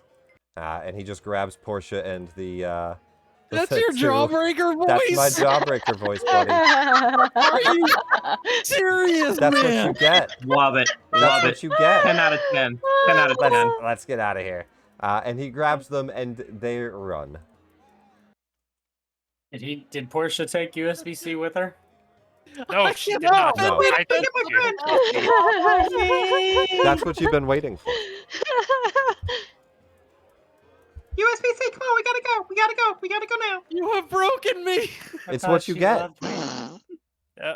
It's what you get. Regardless, She was the one. It's what you I deserve. could feel it. The City Watch start to run to try to organize the crowd. People start to panic and run past. Everybody inside starts to run as well. You see one man that kind of looks like the leader of this group that was eating, commanding his guys. Get up, everyone, let's go. And they all look to him. Travis, well, where are we heading to? To the dock. I saw a ship. We'll take it. And they all just start to dash towards the dock. Commodore looks to you, Callie. He says, oh, no. People are going to start to steal ships. We've got to go. I can get there faster. You all just hear Jawbreaker in the back room running. Quicker! He's running through the street. Where are we going? Son of a bitch. to a ship. I hate to leave mine behind, but could we board with you? We could. There's enough room. Vev Um, doesn't know what's going on. It just starts shaking Chell's hand vigorously. I will also look at Chell and before mad dashing for the ship to make sure no one saves it, be like, I promise you no harm. Just come with us. And then she books it with Twinkle, if Twinkle's allowing, to get back to the ship. I can triple dash, and yeah. Oh, that's so nice of you, sweetheart. Thank you. So you all make your way straight to the dock then? Any Yes. any deception or anything? No. USB-C looks at Chell and goes, I can't promise the same. Shall you insight Callie? Yeah. All right, USB-C. It's not the time for this. You don't know who I mean, he is. I could roll a persuasion. I should Vev probably- just starts randomly screaming, imitating the other people panicking. I'm not very persuasive, but it is a time of chaos. Somebody Oh, like the runs strength by of you, Veb, and they're screaming, and they stop, and they like grab you, like, Yes, you're you we've just hear gotta Vev going, go! We've gotta go! And you're just like, run! I just want to insight check Veb as we're running to see if I can detect that Veb is like confused You about see why that, like, she's she screaming. like turns and smiles and waves or something, like, Yeah. clearly, like, a different, like, she's fucking with them. I don't know. I think Oh, she's God. terrified. Oh God, we're gonna die. Is your friend there okay? She's very much just looking for, social cues around her. Like, okay, USB-C everyone. starts panicking too now. Yeah. It's like, oh shit. Now you guys actually see a couple things. Roll me perceptions. I've been waiting on you to say that all night. Might not. Well, we've only just begun. Oh, hey. Hey, thanks for rolling my dice to a 15. Okay. Not bad. 9, 12, 16, 26 Twinkle, 17 USB-C, 16, 26, 17, Did mine all not good roll? enough. 1, 2, 3, 4, 5, 6. Oh, Chell, you're yeah, a it did. 9. Okay. Yeah. Yeah. And let's just see here. As you guys take a look around, you notice a couple things. A couple of townsfolk nearby are stuck in an alley as some crystal vines start to grow. And you can see these small crystal blights that are starting to grow, and they look, well, they look like this. I'll share the image of them.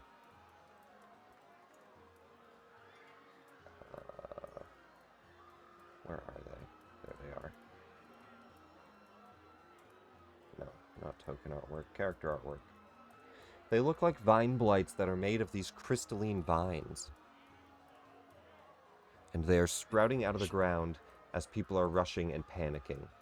And I'm going to copy you all and move you to this map here.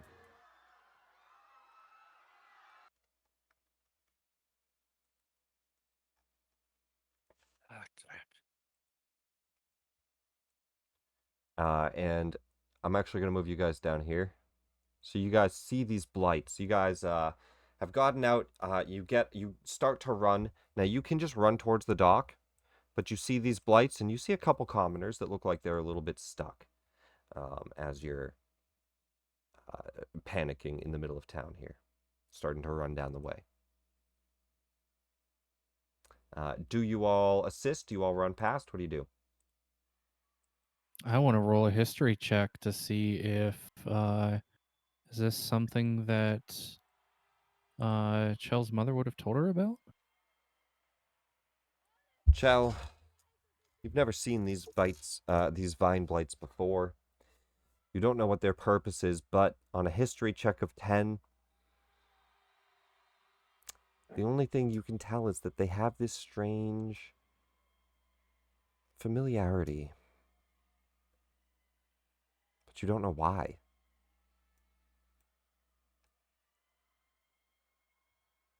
Twinkle definitely feels bad for the people that look stuck and wants to help them out. Then we roll, and you see Commodore just yelling, to the dock! We can't waste any time! I'm with him. We gotta go. It's all of your I don't call remember why, together. but we gotta get the fuck out of here. Something's wrong about this. Commodore Crux yells to just run. He cares little for the people around him. He thinks that you guys have little time to escape, but it's the group's call. What do you guys do? Roll initiative or run? She's with him. Everyone's running. Zeb runs. I was way ahead of the party. I was already trying to make it to the docks way sooner than they were. Just running? I was triple dashing. Yeah.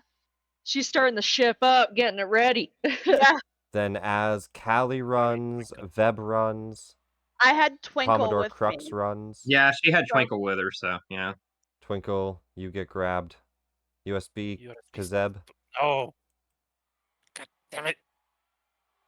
You talking, USB? Yep. USB-C is gonna step up on the ledge, cast hypnotic pattern at these two guys here. And as he casts, he's be like, "Don't fear, human! I am here!" And then hope Kizseb grabs him and pulls him away because he really doesn't want to stay. But he didn't want to leave them to die. Kizseb, do you grab him or do you join? Yeah. I was on the sprint to the ship, but then I see USB-C doing this. Like, oh god damn it! I just stop, turn around, grab him. and Run then- for your life, human! You see I she grab runs, USB she starts to try to climb up the vines. The vines continue to grow as these blights move up. One of them reaches out and saps her with a heat train.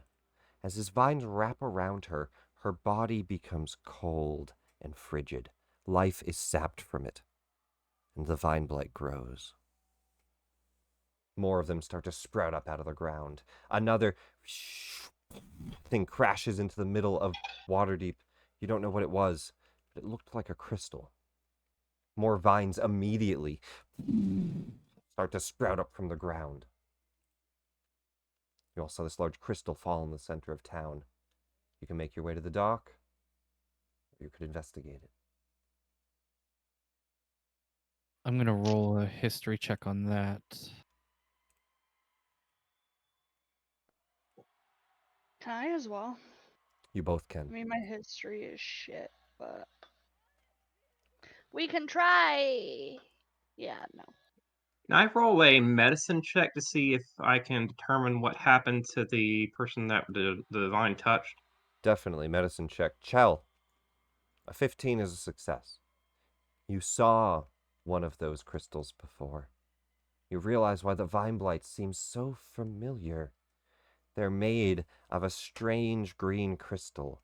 The green crystal the elves use. The green crystal that makes the Star Moth ships. The green crystals that these vines are growing from. You saw them loaded onto a Star Moth before. You don't know their purpose. Not till today. Well, I think she wouldn't have seen them loaded, but maybe heard them described by an Astra. Yeah, even just walking by one time. Maybe you saw it out of a window or whatever. Described, sure. But you at So least know that they are used and loaded onto Star Moths. So she's gonna kind of like slow down running for a second and be like, I know what these are. These are Star Moth vines. This is Astral Elf technology. We have to get out of here. This planet's doomed. Let's go. Booking it. Yeah, Yep. as she's being carried. Yeah. Go for it. Let's do that. Go for it. Did you want to add anything? I was just gonna have Twinkle guiding bolt the tentacle that looked like it was close to being in our way. Yeah, you blast through some of it. It shatters up against it. No effect. Okay. Won't You work. see that the vines take no damage. They simply grow. It's almost like it absorbed the light, Twinkle. Oh, that's not good. People panic and rush towards the dock. You see Travis has beaten you. Him and his gang have taken up towards the last, what would have been this ship, but is instead... What is your ship again? It is a lamprey? Lamprey. A lamprey ship. The last ship in the dock is Commodore's lamprey ship. A mining vessel. Commodore runs up. What's this? And Travis has a scimitar out. Do they have a scimitar? A short sword. He actually has his long sword out. He has his long sword out. He's got his armor on. He's got his men behind him. And he says, Hey! That's your ship, right? And Commodore steps up. He says, Yes, that's my ship. Get out of the way. And he says, Why doesn't it move? And he says, It's a spelljammer, you idiot. You can't move it. Now get out of the way. He looks to his boys on his left and his right. He says, I don't think so. We want the ship. It's the last one in the dock. And we're taking But it. you can't use it. Gentlemen, Oh, maybe then we you'll can show come to us. some kind of agreement. And we roll initiative. Can't show you. Go in Okay. glaive form.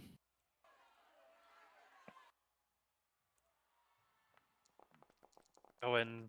Dice. Dice, dice, Why dice, Do Jesus. I dice. just roll normal for my initiative and it'll roll advantage? No, I- it should highlight advantage. It should highlight advantage. Right now, you actually don't have that effect on, so just hit advantage on it.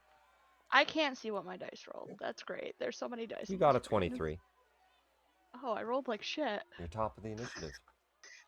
USB-C. It's It's acting like I have advantage on it. I don't know why.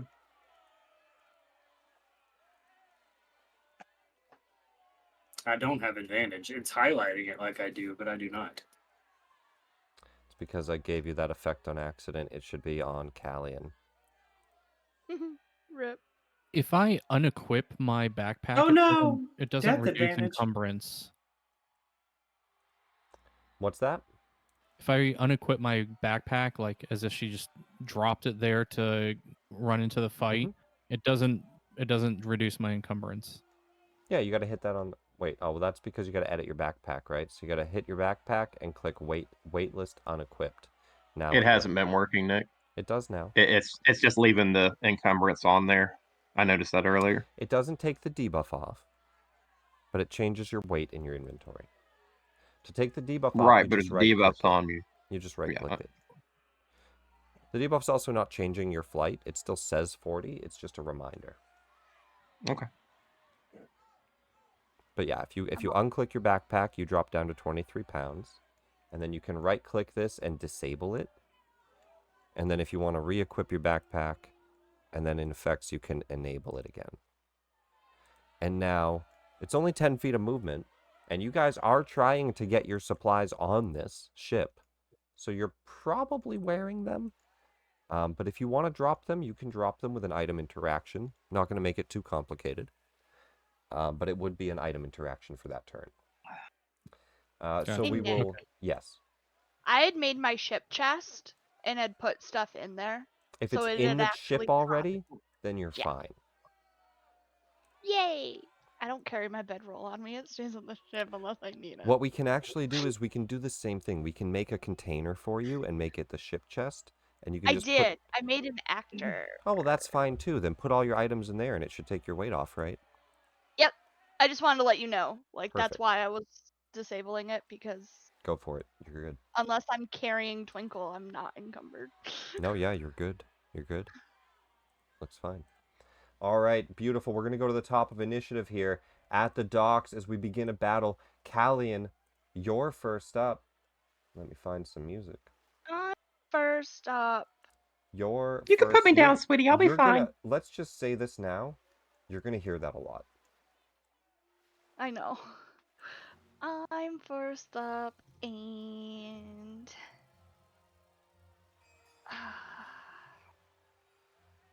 so who's all with them? I'm trying to figure out. Okay, he is. Gotcha.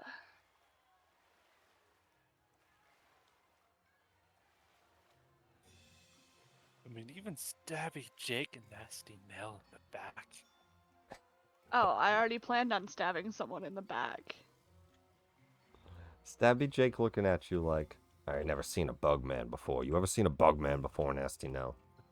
Oh wait, this would be sneak attack if it hits, because I have them within range. Chell's Would within you range. do within range? I mean, Okay, Chell's yes. within range, yeah. Does a 13 hit? A 13 on Rotten Roger? Yeah, that hits. Cool. Damn, 26 damage. He's stabbed then- into Roger's back. He says, "Ah, boss! Ah, that got me!" And then, Whales from the Grave Isn't will that only deal if they die? damage. Oh, no, it's if you deal damage. No. We'll go on to Travis.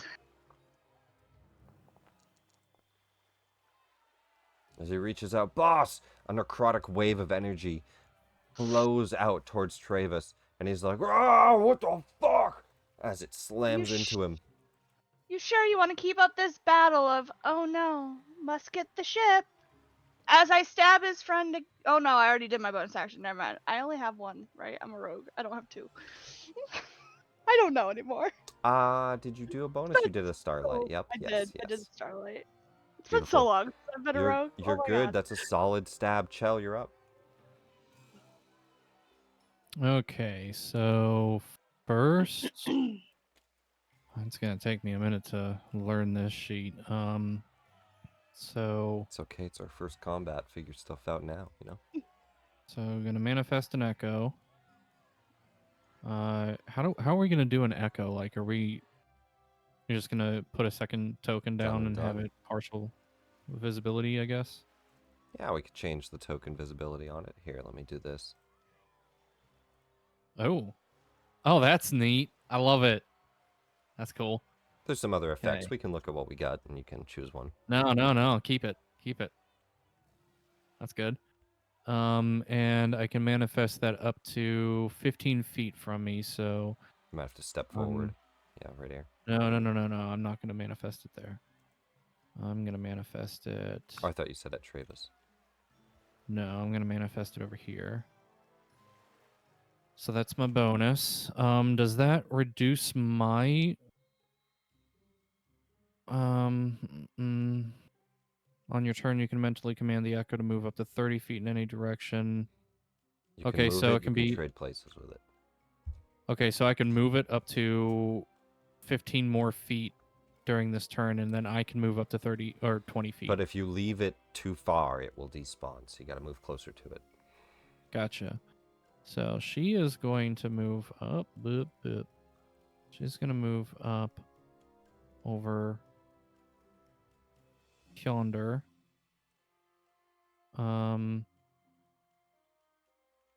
Actually, no, she's going to move there. And that has this thing 15 feet Now, away. you do step away from Rotten Roger. Oh, I do? Yeah. Oh, I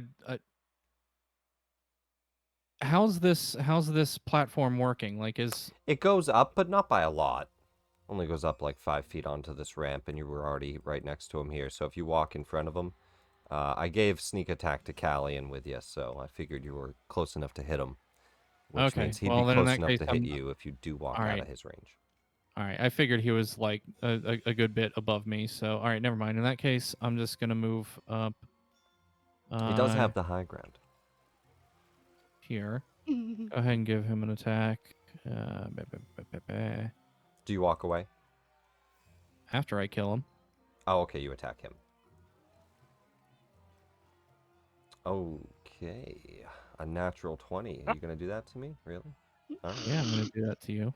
Yeah, Let's sure, you have see the high the ground. fucking first roll of Semagane? Yep, Samagane. Slices through, and it's a clean cut. 20 damage.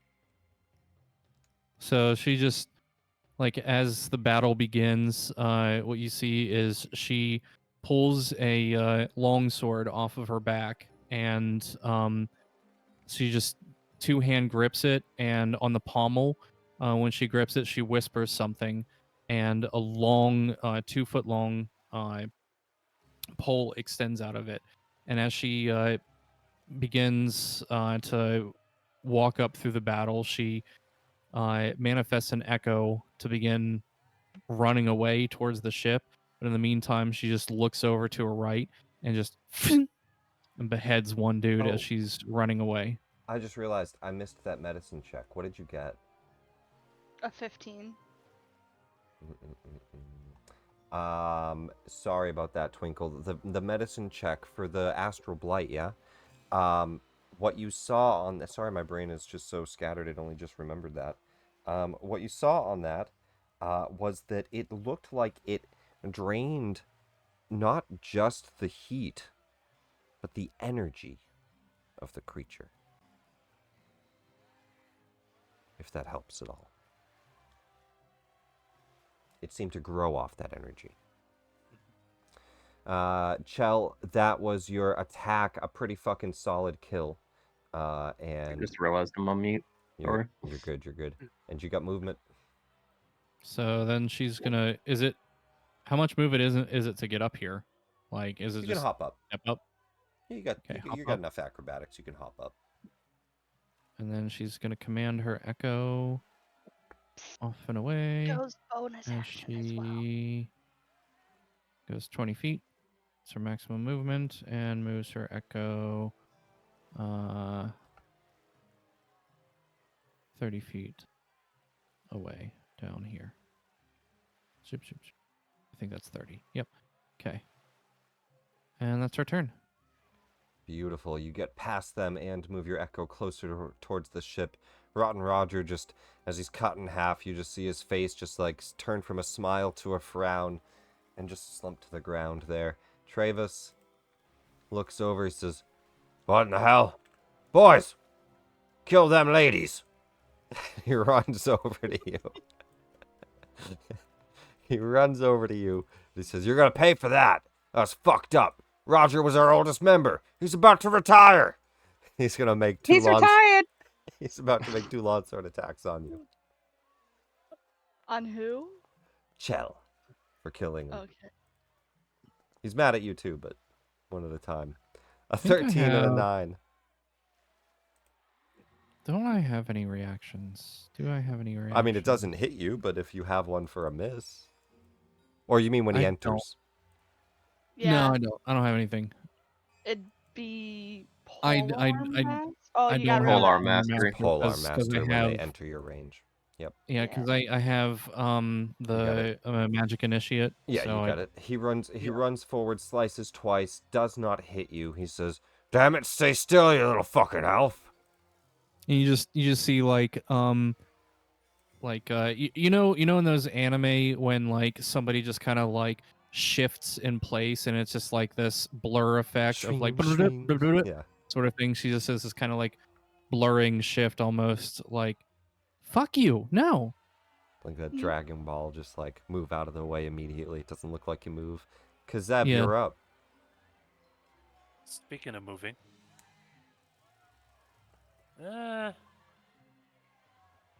You also see like the crowd starting to push in from behind you, Kizseb.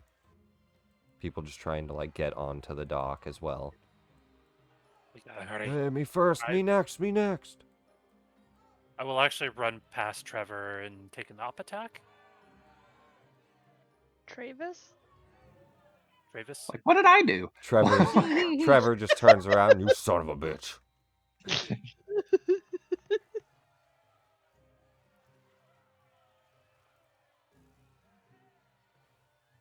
All right. I mean, yeah, he'll swipe at you as you run past him. He says, what did that try to roll? There we go. Normal. I don't see you back there, too. And he slices behind him with a 13. Misses you, though. Yeah, that misses. Perfect. Slams up against just the side of the railing and digs deep into the wood, and he pulls his blade back out. Ah, damn it. Yeah.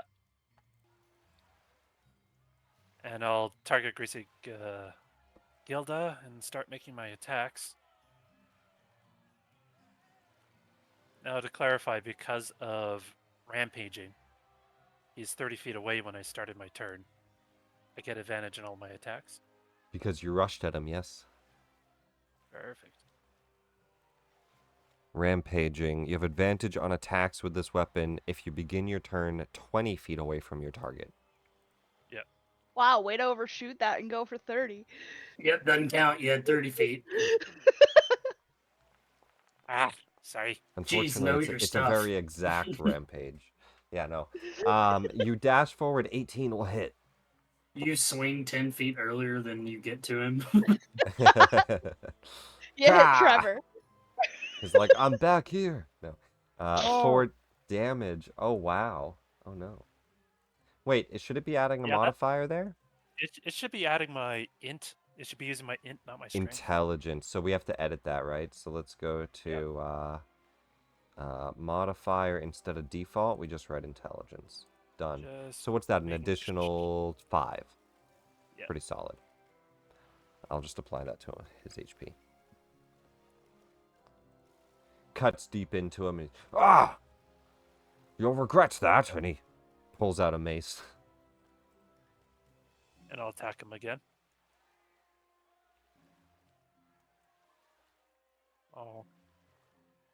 You turned on the module. I was looking for it in the chat Which one?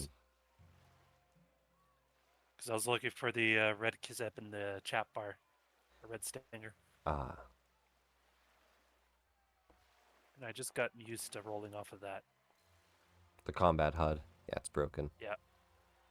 25 will hit. It will kill. No, it won't. But it hurts. And then I'll use my bonus action to attack one more time. A d4 instead of 2d4 on this damage, yes? Yep. It hits. Yep. 1d4 plus 5.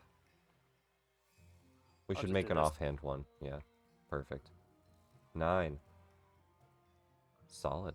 He's still alive. 3 slashes across his chest. The buttons go flying, and like his whole button coat just pops open. He has like a large beer belly. He's oh! You slice across it. Guts are kind of hanging out.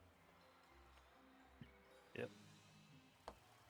And I'll end my turn right in his face. Travis looks over and says, "Shit, Gilda! Defend yourselves, men! Come on!" Commodore Crux steps up. He says, "Looks like you won't be getting away with my ship!" And he stomps up, and as he does... Actually, he's going to stay back. You know what? He's going to throw a force grenade. The captain we didn't know we needed. He's going to throw a force grenade at these guys. He pulls out from his belt this strange grenade and just chucks it. And you all see like a straight just pulse from the explosion.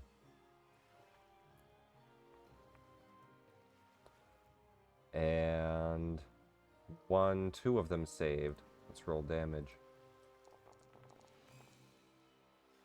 21 force damage. So that is Slasher and Marla saved. So that's these 2 for half. These 2 take full. "To the ship, men! There's no time!" And women. He kind of blushes. He'll run up to... Let's see. He went here. 10, 20, 25. He'll get up to here. Stomp his way up.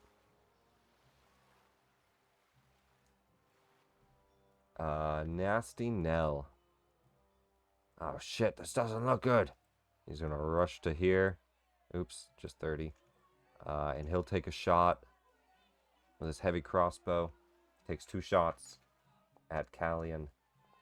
That's a critical hit. Oh, damn. On the Nimble first one. dodge. Is that half damage? What's Yes. nimble dodge do? Half? Yeah. I can't fucking find it, but I know it's here. Oh, uncanny dodge. That's why. There you go. Uncanny dodge. Second shot. A 12. Miss. Alright, you take half of the crit was only 8. So you take 4. I don't care. I don't want to be hurt. It went straight through you. And that's your reaction. There we go. USB-C, you're up. USB-C is going to, like, he was trying to de-escalate the situation. It kind of took off, and now 2 people are all of a sudden red mist. He's going to just kind of turn and look at Commodore and be, "Commodore, how many people can fit on the ship with us? Maybe 45. Why are we killing these fucking people? You look behind you, USB-C, you see hundreds. Never mind!" And he'll take off I over can only here, fit so and many over here, but like a crowd is pushing up. he's just gonna move up here and become a gigantic disco ball floating in the air, and I'm gonna cast Fairy Fire on those gentlemen, those kind guys, right over there. As he becomes a nice disco ball, he's gonna light up that side of the map. You want me to kill commoners? No, not yet. Not yet?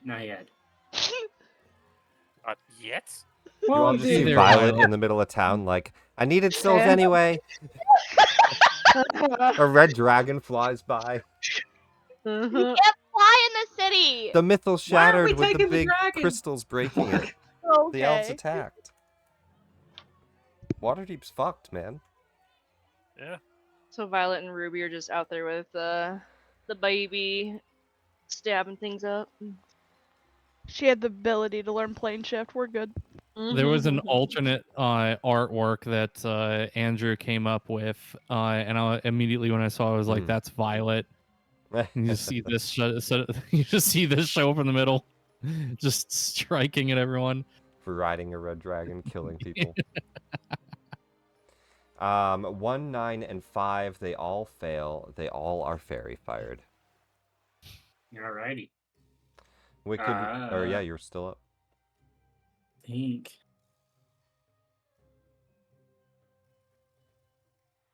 I'm not 100% sure how all that works yet. I think my bardic inspiration is Bonus a action. bonus action. It is. So I will turn around and look at Kizseb and just be like, and you're supposed to be the bigger, faster one here. Come on, keep moving. And throw a bardic inspiration his way. Mark it off. I buffed him with it.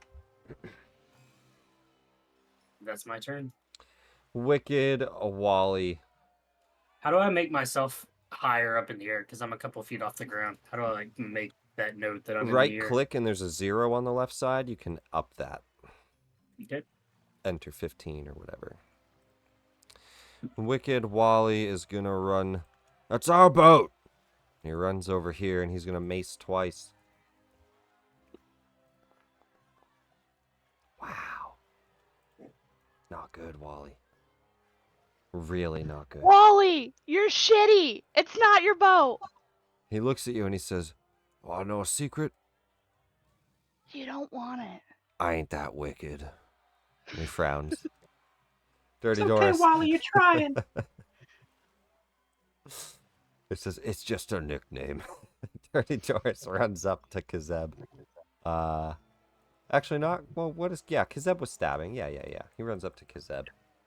And we will mace.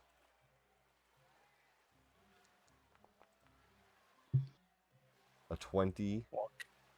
That hits. 1 bonk. And 1 dodge. As he slams the mace down on your head once. Hitting for 8 damage. He says, "Damn it, this thing's got a hard shell." Twinkle. These people over here are Cabetans, right? Yeah, if you They just hover them, haven't you gone should yet. see commoner and stuff, right? You do see their names. Yeah. Commoner, then These nasty commoners are Oh. trying to push their way up. Like, they're all trying to get past you. But everybody over here, that's a bad guy, that's a bad guy, that's a bad guy. Anybody with a name. Okay. See here real quick. He looks like Smee. I'm gonna fly. Sorry. Over He might be, I don't know. here. Just popped into my head. Yeah. I'm gonna fly over there, I think. And remember, you have 10 feet less movement. Yeah, but I've got 40 feet of movement. Oh Jesus! What the fuck, man? It's I why, took mobile it's as that why they extra got feet. the extra movement. God damn. They were like, "You're not gonna encumber me." And I'm just gonna, y'all should really be nice to the ladies. And I'm gonna cast Thunder Wave at a 3rd level. All right, let's do it.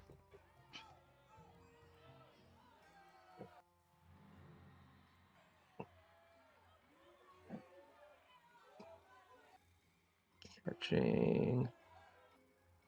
Oh, it's 15 by 15. I got you. Hold on, I need to rethink that. I was thinking these guys were 15 feet apart, so I could catch them both. 15 Well, by why is this 15. cube You could hit shifting the so 2 on the weird? south. It has to be within touching Twinkle's square.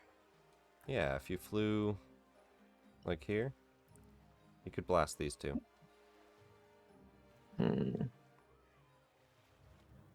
Oh, no. I found 3 dickheads I can hit. Perfect. Never mind. I'm rethinking that strategy. I'm going over here.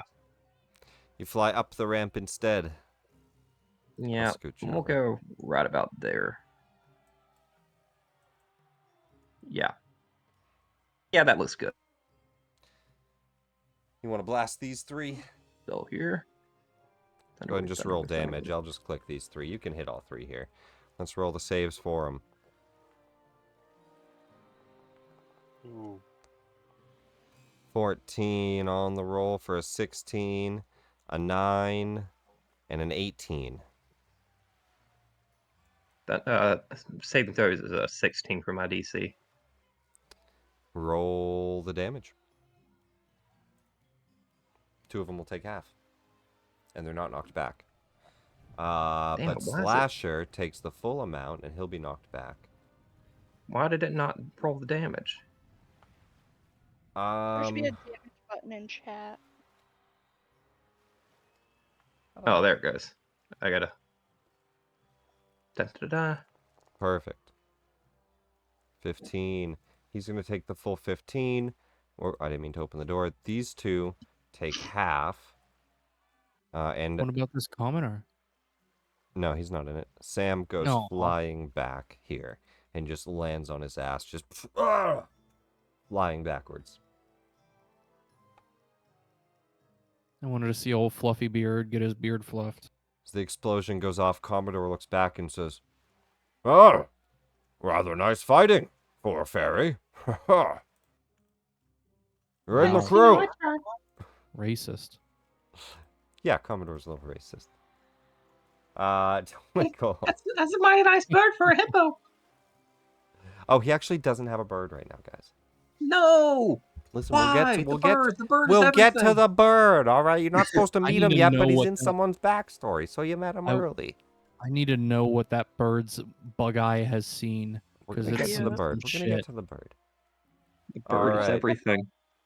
Twinkle, that's your turn. Yep. Veb.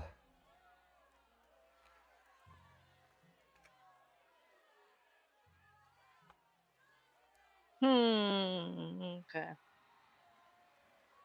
Ba-ba-ba-ba-ba. Feb is gonna pull out their quarter. Oh no, Feb is going to sprout arms.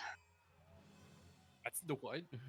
Yep, you'll see slimy tendril arms just start sprouting from Feb's back, and she picks up a quarterstaff that was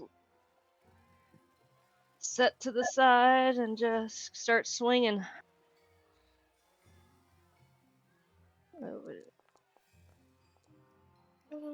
23 to hit. The quarterstaff makes purchase.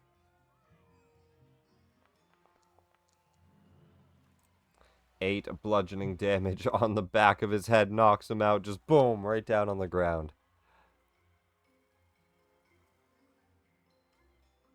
And I appreciate how all of your ancestral upgrades have notes Mm-hmm. and ooze. Mm-hmm. Yep. Who's explaining why they have it. And then I have 2 attacks technically, so I can do it again. Oh wait, no, that's a bonus action. No, that's a full action. I'm good. It's a full Yeah. action. All right. Yep. We're good. Yeah, you attack twice. Yep. Extra attack, yeah. 10 damage onto... Oh, excuse me. Y'all came out of nowhere. 10 damage onto Black-Eyed Marla. Yup. It says, "Damn it! Another black eye! Oh!" So whack him on the head. And Told you should be nice to the ladies. alright, that'll be my Oozes. turn.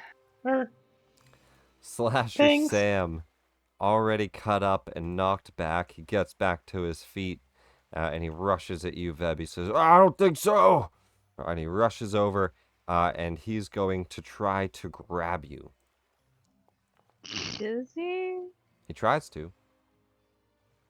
So, what am I using to test? This is a composed grapple. Oh, okay. I think you might. I don't know if plasmoids have anything for grapple. I thought they did, actually. I'm not that sure. I concur. I'm great at grappling. I don't You know have about if someone tries to advantage grapple on me. ability checks to initiate or escape grapples. Okay, to escape. Then yeah. All right. So you can do then- advantage, dex or Yep. acrobatics or athletics advantage. Is this just an ability check or a save? This is an athletics or an acrobatics check, Okay, we got it. and you have advantage. Because you can Rather just do amorphous acrobatic. your body around and move out of his way, Yeah. which is going to weird him the hell out. Yep. Don't worry, he's not the only one. A 23. He gets a solid grip on you, and he squeezes, and you're actually surprised for a moment. You're like, oh, and then your body just starts to shrink and change and move around his arms and reform outside of them. God, he He's just just melted like, that poor lady. What the hell? What the fuck are you? Boss, this lady ain't normal. And that will be Grizzletooth Garrett. He's gonna stumble up. Damn it. He's only gonna get about here because he's a little pudgy. He's gonna take 2 attacks. Fat shaming again, Nick. I'm gonna do it. 2 attacks. 20, both on Callian. They both hit. Oh, jeez. Almost max damage. Second attack. 14 total damage, Callian. You take 9, you take 5. Alright, here you go. He'll finish his little... Oh, he gets about there. You guys were the ones making fun of his portrait. I don't know. I said he looked like Smee. I don't know who that even is. Smee from... Oh, okay. Smee? I Peter don't know. Pan. Yeah. Peter Pan. Oh, okay. Yep. He will get mace attacks here. He gets pack tactics for advantage.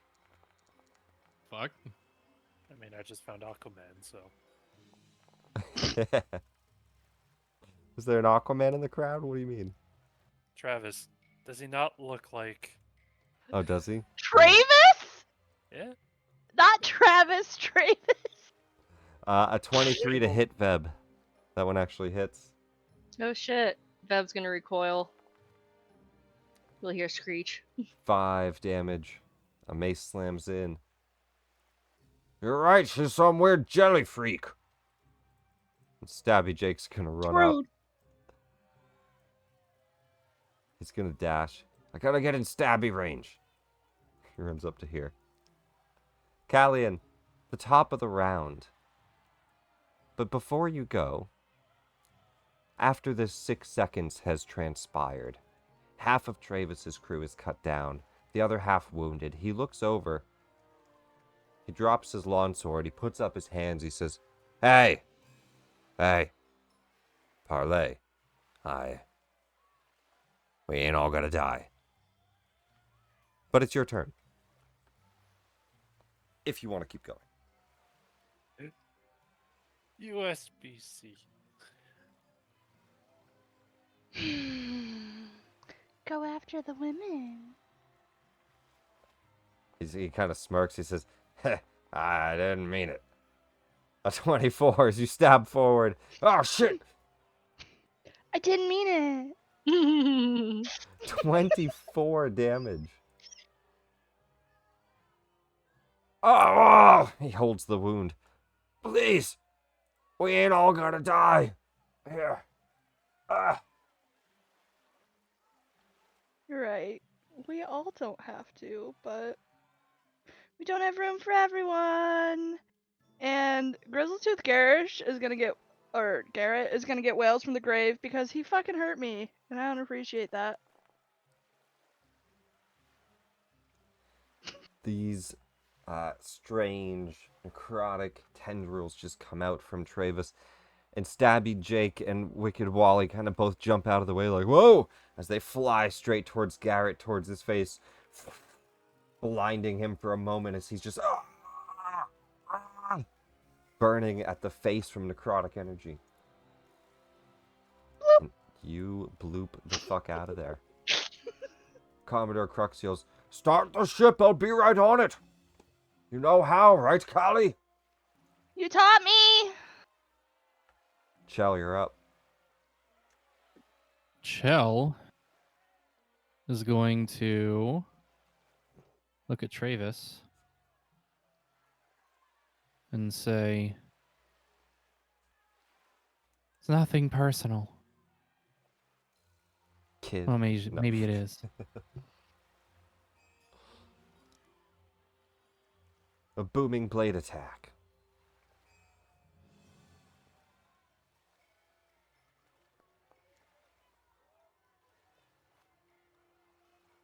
Roll the attack roll as well. Did it not? It will not, no. Oh, Because okay. that module's not on. Okay. You gotta just roll the attack. Place template. Where's the No, attack? no. The booming blade's all done. You gotta roll your attack, right? Booming blade will hit 3 damage. That's done. You gotta roll the weapon attack. Oh, gotcha. Okay. Yeah. Okay, so she's in glaive form, so she'll roll that. Bloop bloop.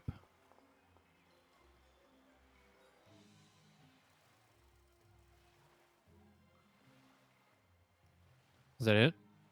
A 19 definitely hits. Okay. Roll damage. 7 and 3 from the thunder as it rings out, and his feet kind of shock. If he moves, he'll get shocked again. And then she is going to teleport to where her echo is. Zoop. Just put her there. Trade places. And then,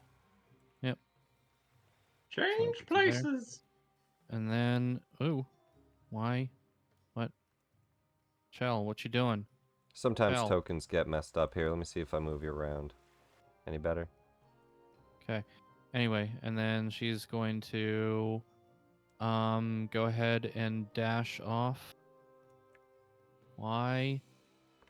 Can I fuck, I need to refresh, I think. Refresh. I can move you. You go 30 feet this way. Yeah, and her echo will follow Disappear. behind. Yeah.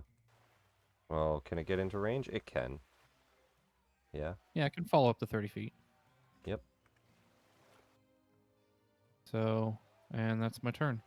And then I will refresh. Perfect. Rotten Roger's Question. dead. He doesn't get... Yes.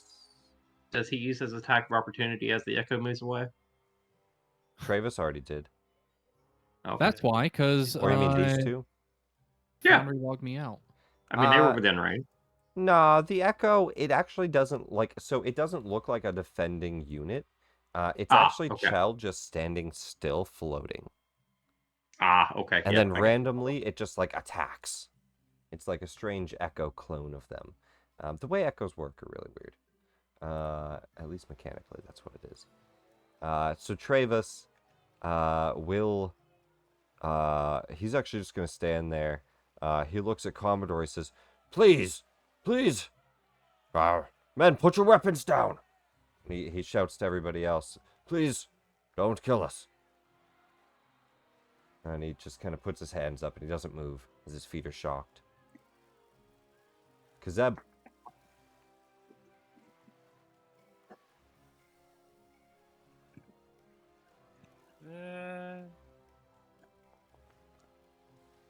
Okay.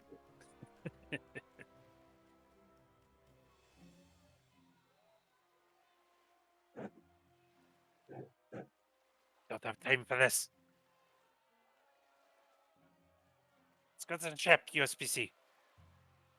I'll move my jump bomb to the deck and just start dashing towards the two ladies.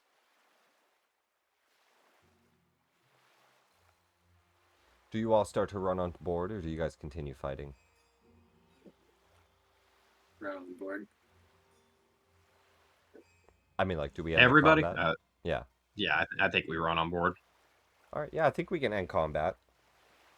As these guys... I killed Travis. These guys throw their weapons down. Do you, USB? No. Okay. Well, okay, that's what I was asking, if you guys want to keep going or not. These guys throw their weapons down, and they forfeit. Now, they obviously, like, Travis asks to come on board. But Commodore Crux, he looks to all of you at this point. We'll drop this combat. He looks to all of you and he says, I don't trust them. But we can take some commoners. What do all of you think? It's If we your leave call. them here, they're gonna die. The commoners are fine, but these guys are honestly kind of shitty. He looks to you and he says, some of them are going to die. No matter what. My ship can only hold maybe 40 people. Any beyond that and we're not eating. But wouldn't you rather have some people with us that can fight too? We just got attacked here. Maybe we're gonna get attacked elsewhere we're going. We don't know yet. Just tie him up to the cargo hold. I know good spots for them to be tied to. And I know Yep. really how to tie people up really well, so we're Then good. I rely on all of you if they try to mutiny or some bullshit. Who's I will mutiny? eat them. Bad food. It's gonna Good eat them. food. I'm concerned about that, Veb, but it's acceptable. This Well, lady I like, she is fucking crazy. Chell is gonna walk up to Commodore Crux and be like, "You're not seriously going to take aboard the people who just tried to fight and kill us for your ship, are you?" Them and as many people as we can. We've got to go. And another wave kind of starts to come in the shape rocks. There's no time to discuss it now. USB-C starts leaning over the outside and yelling at the commoners, "Women, children, to the front!" People start to push forward. Travis acts the gentleman. Even though he's wounded, he kind of holds his wounds and he stands at the edge and he says, "Come on," and he gets the women and children up and he smiles at all of you. With like a half-toothed smile. What do you say? Crew? And he goes to step aboard. Chell's gonna keep her blade trained at them and say, "Are you going to attack again?" Course not. We ain't stand a chance, we know that. Why would we be so Insight dumb? check. Yeah, let me do an insight check on him. Oh, that was so close to a 20. I'm so pissed.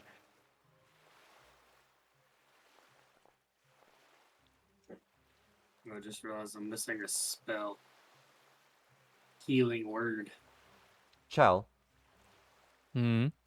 he's not a trustworthy fellow. But he also didn't lie that he knows he can't take you in a fight. That being said, Everybody's got to sleep sometime. if he found an opportunity, that would mean that he would be able to take you in a fight. You're a little cautious of it. You're not sure. They're getting locked up down in the cargo hold. Yeah, you can lock us up. We'll stay down below. Out of your hair. We won't hurt anyone. Just give Yeah, us I'll our watch. playing cards at least, you know? It's a long trip, I'll right? watch. I'll You watch get them. Chell looks back at Commodore Crux and Callian and says, "I don't trust them. Let's go." I He would looks rather to the take rest as of many you. women and children as we could. Oh, for the love of. He looks to you, Charlie says, "I'm sorry, little elf, but we only just met you. I'll leave it up to you, Callian. I plan to leave this ship in your hands eventually. Who will you take on your crew?"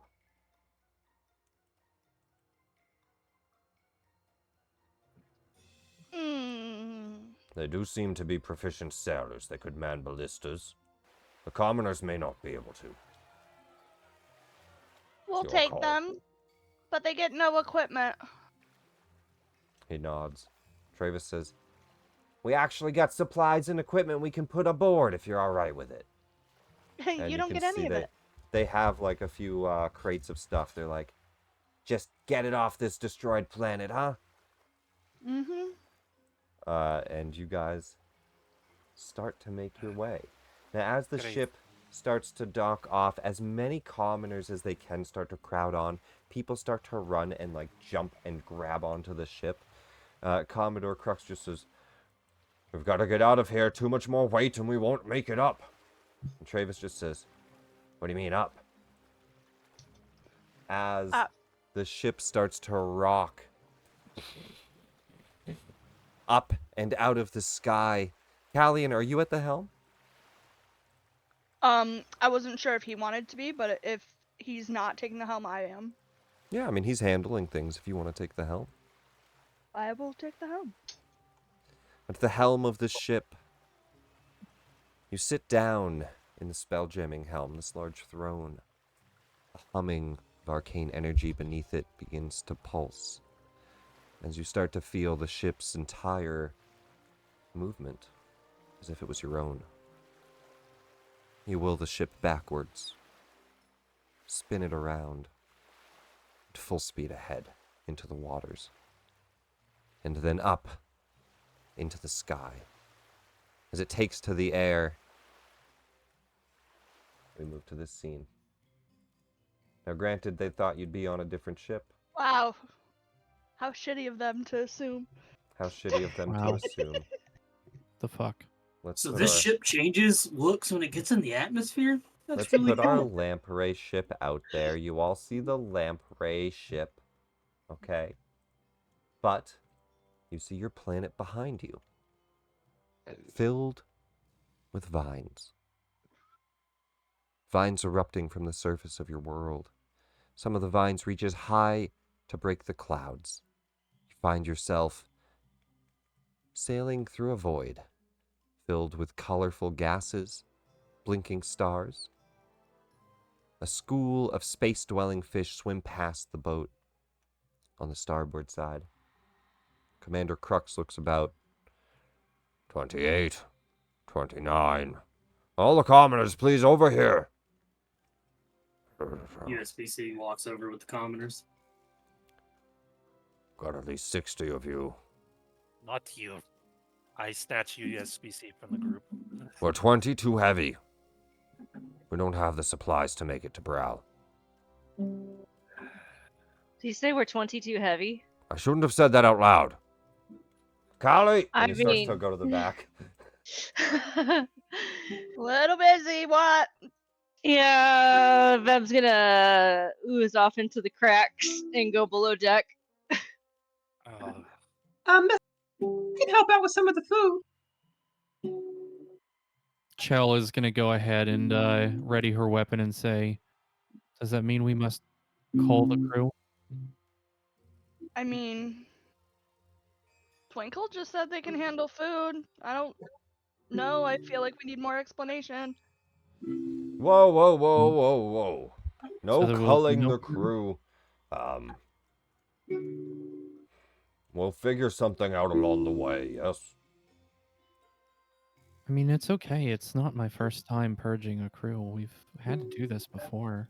Veb is just oozed on the underside of the deck, waiting for the livestock below to fall asleep. I'm quite worried about why you've culled crews before. But nonetheless, not unless Travis's gang acts up again. I think we're all right. Well, I mean, I should be able to find food supplies. We could fish. We can make it to Brow alive if we're lucky. As you all look out, you can see we see something. commoners floating in space. No, they're on the boat with you guys. I'm just keeping track of who's here. Yeah. The ship slows. And Callie, you're the one slowing the ship. Another vessel's approaching. You feel your heart start to race as you see through the lamprey's eyes. Crystalline wings. There's no mistaking it. The pursuing vessel looks like a giant moth with wings made of iridescent crystal, similar to the color and luster of the crystalline vines that ravaged your world. You can just make out the figures on the vessel, scrambling to arm the ship's mangonels. Commander Crux says, Astral Elves. And they don't look friendly. Ready yourselves.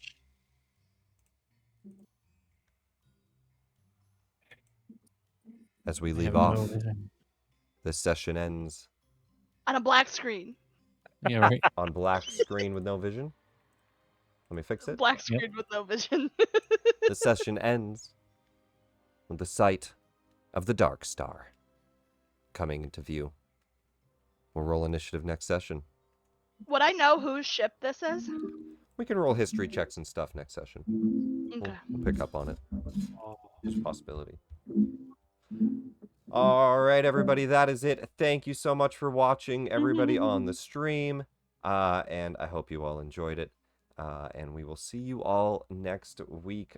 Next Sunday is 17th. We all good for that? Yep. Yeah. Cool. So we'll see you all the 17th. Bye, stream. Alright. Farewell, stream. Take care, We're Stream. going to die. Totally gonna Bye, die. chat. Yeah. Some of us.